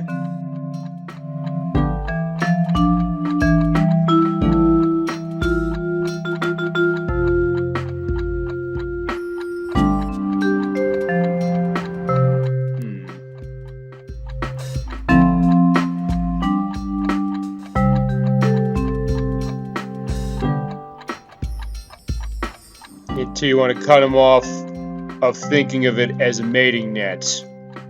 Alright. But yeah, he's either going to go up or down specifically. So if he's going to try and escape, you want to trap him. Yeah, I mean, that's true, but I can't necessarily trap him here, here, or here, or here. So, then he'll go down that way. Trap him. Yeah, I'm trying to trap him. I don't think my king is going to come into play on this at all. Or actually, wait a minute. Is it?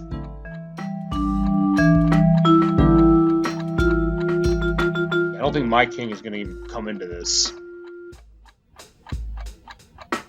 King's not a fake solution. Yeah, I'm not thinking so. I was like, wait a minute.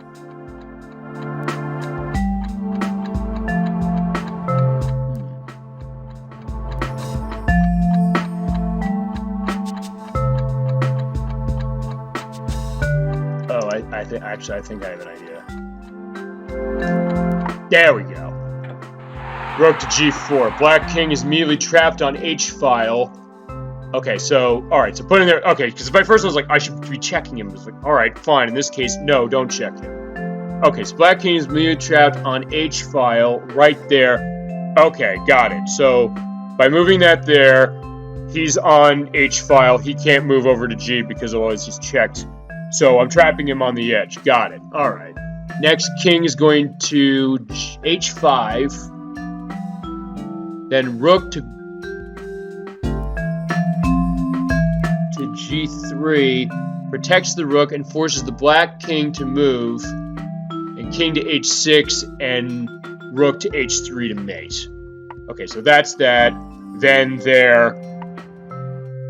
And there he goes. And then there, and got him. All right. Got it. Okay.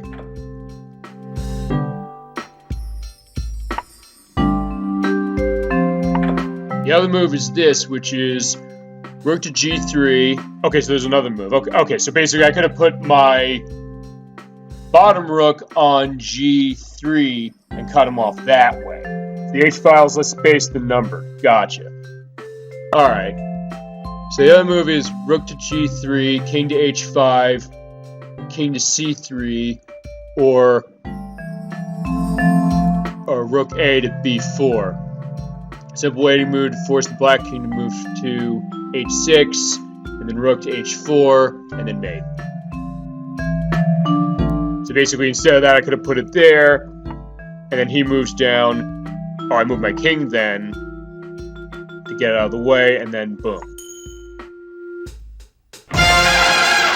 Got it. There we go. Okay, so that felt... Alright, so that was good. I'm glad I was able to figure that out. I mean, that's the other thing about this, and this is the kind of thing about it, being able to figure out, you know, what some of these things are, is like you really get a sense, and like, alright, great, I get it now. And maybe, again, playing better to adults than to children, feasibly. But then again, I was like, depending on the child, sometimes children might be really, really good at this. The big move is basically waiting. Yeah, I mean, again, now looking at it more, that kind of makes more sense. I was like, well, yeah, I gotta check him. I was like, well, no, maybe not. In fact, let's try one more. Let's just try a single rook. Alright, here we go. Notice as previous examples, the idea is to force black onto back rank. Okay, so king to f4, force black king to make a bad move. side of the character will move to. Basically, you're moving that. Move your king in there. He moves and rook. White piece are ideally placed. This waiting move will help gain a lot of ground next. F6, rook to D6, and king to E7.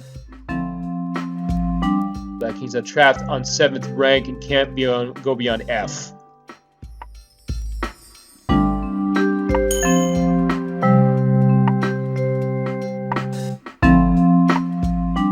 And this is where the king's coming into play for this.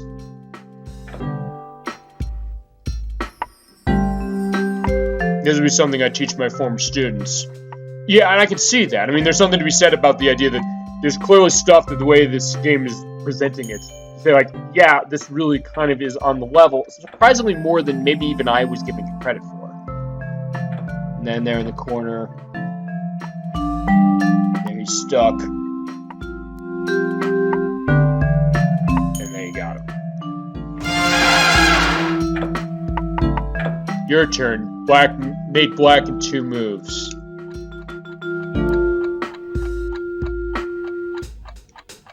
Okay, no.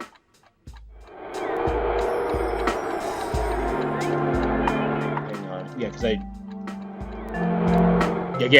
again, I have the same perspective. Like, yeah, I should be mating him. It's like, no, I don't. Or checking him. It's like, no, I don't think I should. Okay, there we go. Well done. First move is waiting move by rook on 5th rank. They only have 1 move, which is to H3. Now, what was that? Now all you have to do is mate black, which is again moving over here. And the 1 rook puzzle is a fundamental concept. And lesson. Let's try one last one. King, bishop, knight against king. King, bishop, knight against king. Checkmating with bishop and knight against is the most difficult. As with the other patterns, you need to force the king to the edge of the board, forcing one of the corners, but also forcing the corner that's the same color as the bishop attacking. King to F6, king to H7, king to F7, king to H8, and king to G6. Delicate maneuver, spelled M-A-N-O-E-U-V-R-E, giving you a sense that Titus is a French company, or was a French company. There are examples of very strong players who have been unable to checkmate with this.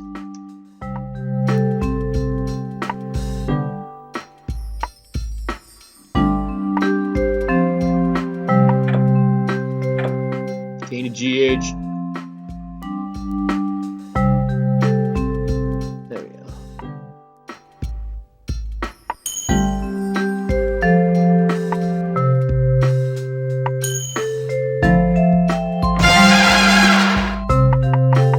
Your turn. Checkmate black in 3 moves. Alright, let's see. I was wondering if I have to do another waiting. No, I don't have to do waiting. Okay, no. If you do that, it's a stalemate.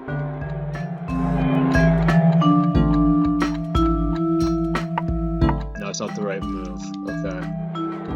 They say this is the most difficult one that they're giving me, so let me see.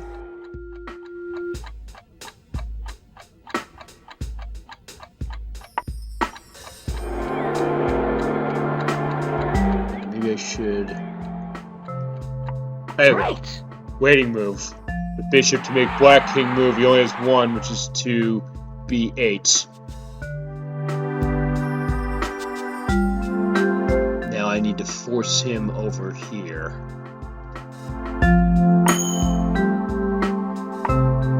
Correct. Check. Black goes on move, which is back to A8. And then we get him here. Got it. Well done. Alright. So there we go.